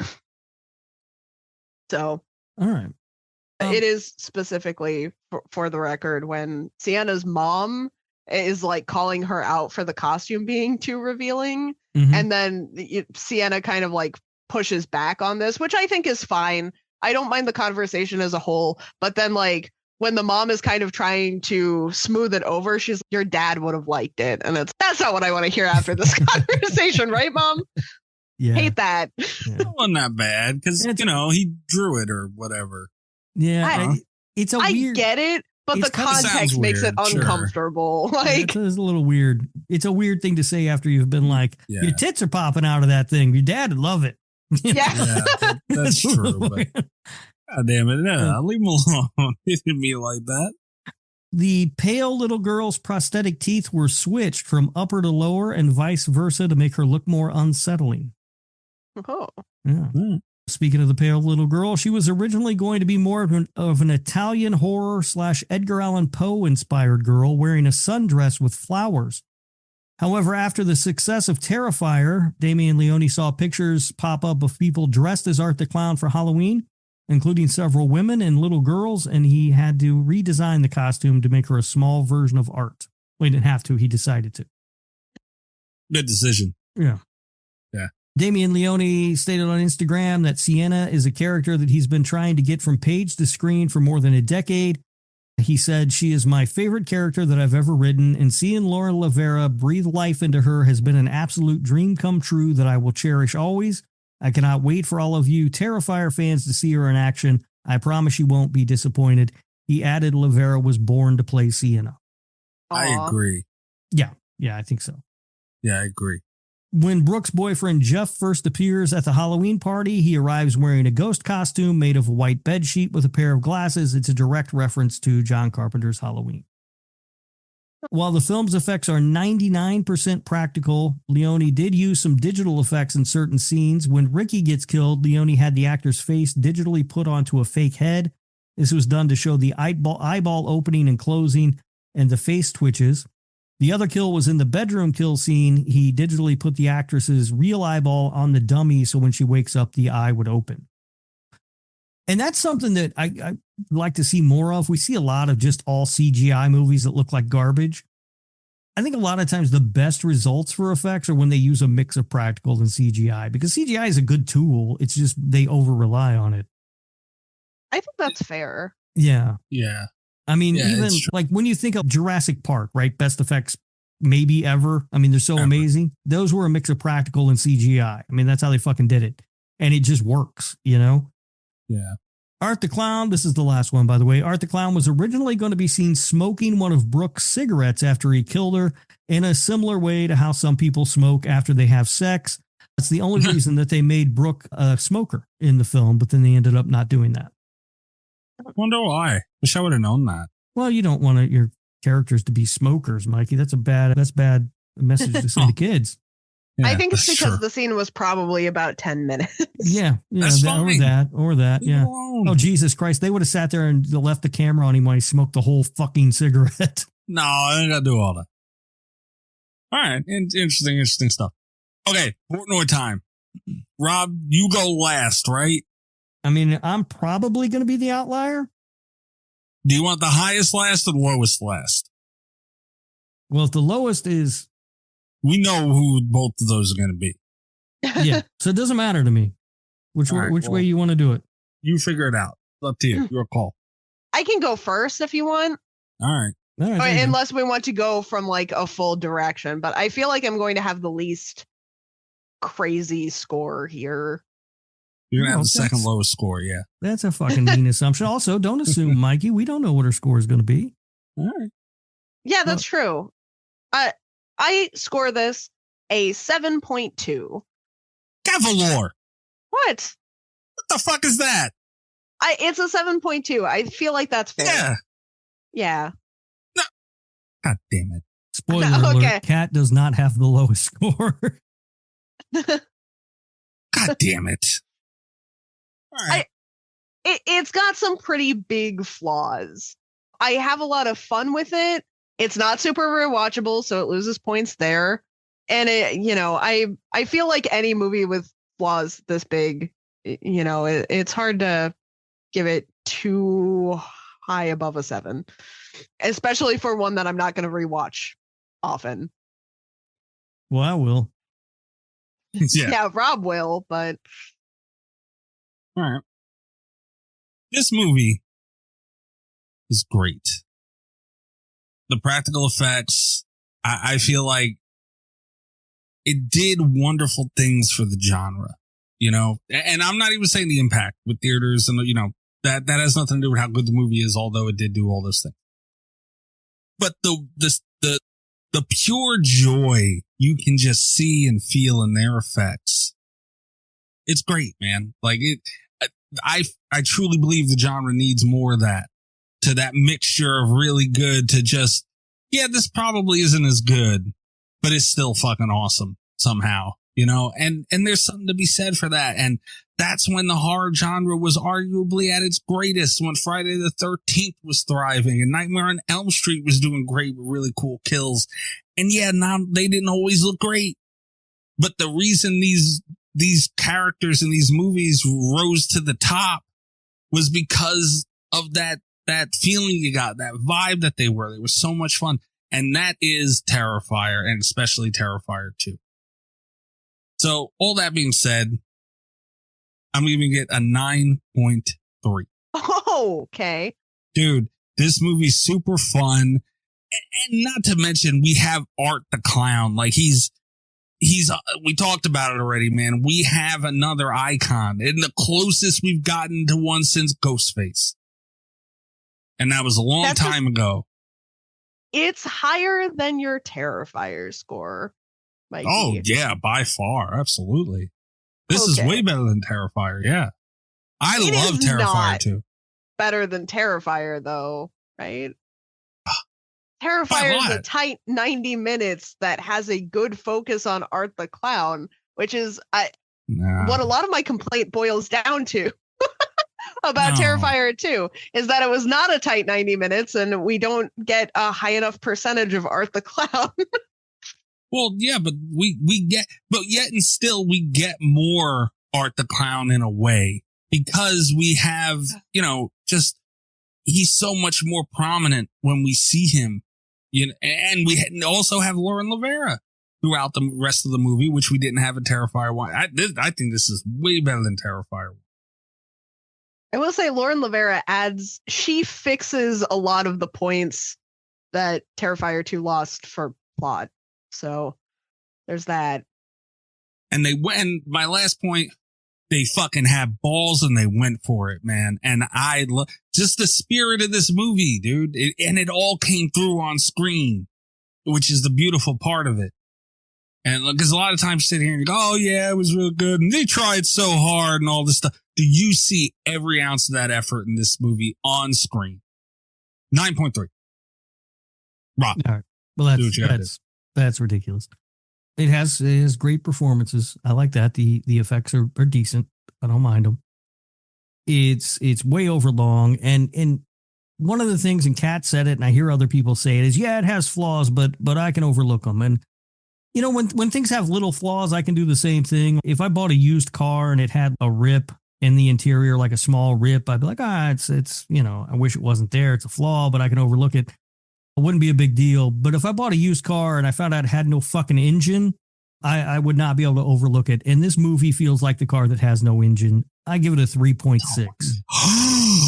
Rob, what a 3.6? That's me being generous. Disgusting. Because I had this movie somewhere between a 3.2 and a 3.6. I went on the high end just for you, Mikey.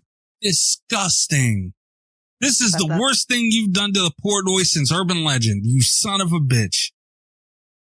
Wow. That 7.2 is looking real good right now. No, it's still not looking good enough, Kat. Not looking good enough. Damn you. I can't believe it. A 3.6. Look, if people want higher scores, they need to make better movies. That's all there is to it. What'd you give Terrifier? I gave Terrifier a 6.3. Yeah, and we've talked about adjusting Portnoy scores in an episode. That one will be adjusted because I don't know what the fuck I was thinking with that. Is Terrifier better than Terrifier 2? Yes or no? I will back you up, Mikey. Terrifier 2 is a better movie than Terrifier. Not even about that. Give it a 6.4 right now. No, I'm not. No.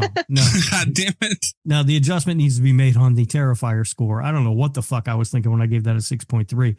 But I will say this one. That's too bad. I thought you were going to back me up on this, Rob. I know you can't see Terrifier, but you can't see it, and there's no story, Kat.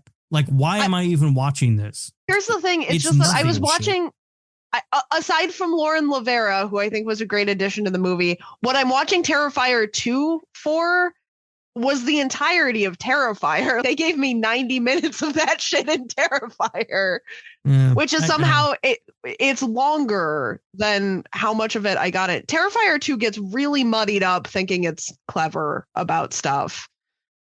I agree with that. Yeah. And maybe in another 2 or 3 movies, I'll understand that they were being very clever, but they didn't tell me that in Terrifier 2 or Terrifier 3. So, yeah, I mean, Terrifier to me is just, it's kind of nothing. It just has no story. I'm like, all right, so I'm literally just watching this to watch a guy fuck people up in a brutal way. And that's not interesting to me. It's got to be done for a fucking reason. There's got to be some sort of story. I'm there for it. Don't bother me. And it's not that difficult to do because basically Halloween is a guy killing people for no reason. But they made me like the characters that he was killing. I was invested in those people. They can't even do that in Terrifier. They don't even try. We get one scene with them in a fucking pizza shop and one more in a car. And they both come off as horrible fucking people. What do I give a shit whether they get killed or not? Pizza shop scene is great. Stop it right now. No, the pizza shop scene's not bad. It's just it doesn't endear the characters to me at all. Oh, wait a minute. I got a question. I need you to spoil one thing for me about Terrifier 3. Is there a room or something or anything that like involves Art taking a shit? Shit specifically? Not that I recall. He didn't. Damn it, man. Because in the first one, he took a huge shit in the bathroom at the pizzeria. In the second one, that bathroom was covered in shit.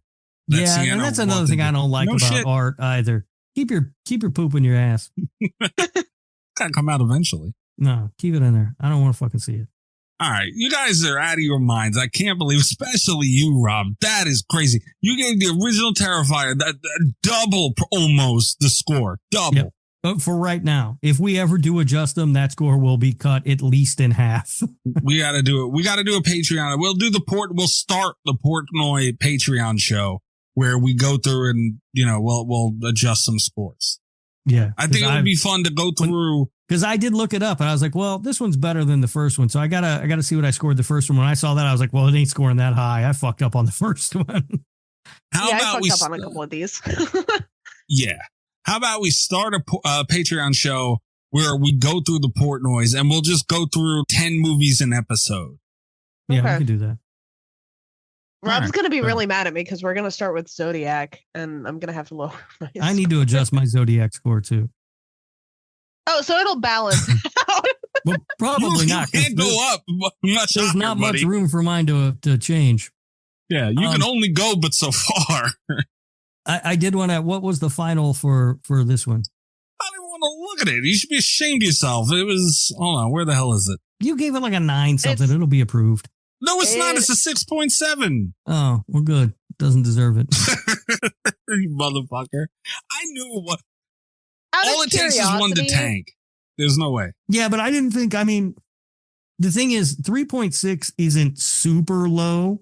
And Kat went much higher than I thought she was going to. I expected Kat to be around a 6. I didn't think she was going to be that high.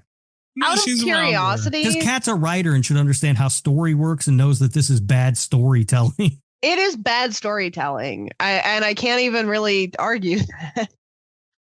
But I think it's fun bad storytelling for the most part until it's not. If I had given it, because I thought about giving it just like a 7.5 even, if I had done that, it wouldn't have made a difference, right? It's just like a 0.3 difference. No, Rob tanked. Okay. Yeah, I had no hopes of getting approved because of Rob. I knew it. But a 3.6, man. I couldn't believe it. Kat said 7.2, and I was like, that's exactly double my score for this fucking movie. Jeez. All right. You should be ashamed of yourself. No, because I like it. And I am not above admitting, like, I'm a slasher fan. I'm a fan of classic slasher movies. I'm a fan of the really gory 2000s movies. I'm not at all above admitting that I just like movies for cool kills sometimes. Okay. That was why I liked Terrifier. It's what I liked best about Terrifier 2. I'm seeing this thing right now because even though I didn't love Terrifier 3, a lot of the Terrifier fans are like, yes, this is what we wanted. It's more story and more Sienna. Art is up to his usual shenanigans, you know? And then people are like getting on their case, you know? They're like, I would love to see praise for Terrifier 3 that isn't about blood or effects or whatever. And it's, first of all, that's the only part that I thought was really well done in Terrifier 3. So it's obviously the thing that I'm going to praise. But also, the nature of this franchise is just that that's what I'm here for, you know? Yeah, but you can have that. There's not a problem with that. You can have that and still tell a story. That's the thing. You You cannot. But then I'm not that's kind interested. of my critique of Terrifier. Like I you know said, what I mean? Like, cool kills and gore aren't going to sell me on a movie. You have to be able to tell me a story. And if you're not telling me a story, then I'm just wasting my fucking time. No, and you're not. That's why I think we're going to meet, Kat and I are going to meet in the middle on Terrifier 3. Because I do think that Terrifier 3 is a tighter story than Terrifier 2. And that's really that's what this movie needed. I don't mind a long movie. I love Zodiac, but Zodiac to me is interesting throughout. They're telling me an interesting story. I'm in it. Terrifier 2 is just not. Hey. All right. Patreon.com/radio. This might be a 2-part episode. Not gonna lie. Why? This is a really long episode. No, it's not. That Patreon episode was long. All right, we'll see. No, you always think the opposite. Remember there was one time you were like, oh my God, I can't believe you guys kept me here for this long. And it was like a short ass episode. Yeah. I don't know. We'll see. I don't think you should break it up. We'll see. We'll talk about it then. But yeah, patreon.com/radio. Tiers starting as low as $3 a month. The fucking tier 2 and up gets you an extra show every week, before, after, during the show nonsense as well. That doesn't make the show. Mm-hmm. And this week we went over the variety list that has been making the rounds. Yeah, shout out to Carly. Yeah, give her opinion on that. Yeah, yeah, Carly's got my back on these Terrifier movies. She knows. Yes. Damn, I'm mad at myself right now for forgetting that. Carly, I'm sorry. She had mentioned on Twitter, apparently she's been catching up on the show, listening for a while. I don't really remember, but she tagged me and Rob in a couple of points. Carly, you didn't really have my back in a lot of those either, by the way, man. Good work, Carly. Yeah, she was on Rob's side of the Terrifier movie. Did you see Terrifier 3, Carla? Why did I call her Carla? Carly. I don't fucking know. And let us know if you did and what you think. Spoiler free, please. Spoiler, Carly. It's fine. Yeah, and on Twitter, you're gonna love it when Chris Jericho puts on the walls of Jericho. It's fucking amazing, Mikey. I wouldn't even be mad if you spoiled that. But yeah, so keep up with us on Twitter. Like we said last week, a lot of stuff happens last minute. Our interview with Spencer Charnas from Ice Nine Kills, that came together very quickly, and you found out that was coming up on Twitter first. All the Dead by Daylight stuff that is out right now. Matthew Cote is back on the show. I'm going to wait to release that because I didn't want to, walk all over the Ice Nine Kills episode with another release. You know what I mean? So that's living on YouTube right now. So go to our YouTube, also TikTok, @/radio on there. Give us a subscribe, a follow, all that stuff. That's really it. And I'm at Mikey's Dead. If you want to bother me on Twitter, we can do so. Rob, what about you? I'm on Twitter at RadioRob123, and you can listen to the other show the Cat and I do together, the Nick fucking Woo Cagecast. That's Nick effing Woo Cagecast in your podcast player. We just released our episode on Season of the Witch, and coming up, we will be talking about Drive Angry. Yeah, you guys had a time with that movie, huh? Season of the Witch. Because it was funny. Also, Rob, that in the next episode of the Nick F. and Woo Cagecast will feature Rob talking about buttholes. Isn't that right, Rob? Maybe. We'll see. I don't know if it comes up. It does have Tom Atkins in it, which is exciting. Oh, shit. God, why do these things line up for him perfectly, Kat? Why? What a fucking segue where Mikey's like, you need to talk about buttholes, and Rob's just, it's got Tom Atkins. He will have no problem talking about Tom Atkins' butthole. Zero issue, won't bother him at all. These things just line up for him. I'm gonna get you one day, Rob. I'm gonna get you one day. I'll submit an Italian meme. Read it on the show. How about that? That wouldn't make sense. We don't do that over here. over there. We'd be stealing bits. That's not cool. You can have it. Why don't you guys do it over there? That's Slasher Radio. That's Slasher Radio property. You guys can have it for free. Well, we can do that. We have an Italian consultant for the show who I'm sure would love to, on his days off, get unsolicited Italian memes to describe for us to play that audio back on the Nick Evan Wu Cage Cast. If we don't do it here, it might be worth it. This could be lucrative for my sanity, maybe. I don't know. My people will talk to your people. Kat, where are they finding you? You can find me on Twitter at cat_velour, VOLEUR. You can check out my website, catvelour.com. Hell of a deal. All right, guys, we will be back next week. Good night from Slasher Radio. Okay, 3.6. You son of a bitch. All the best of Slasher Radio podcast.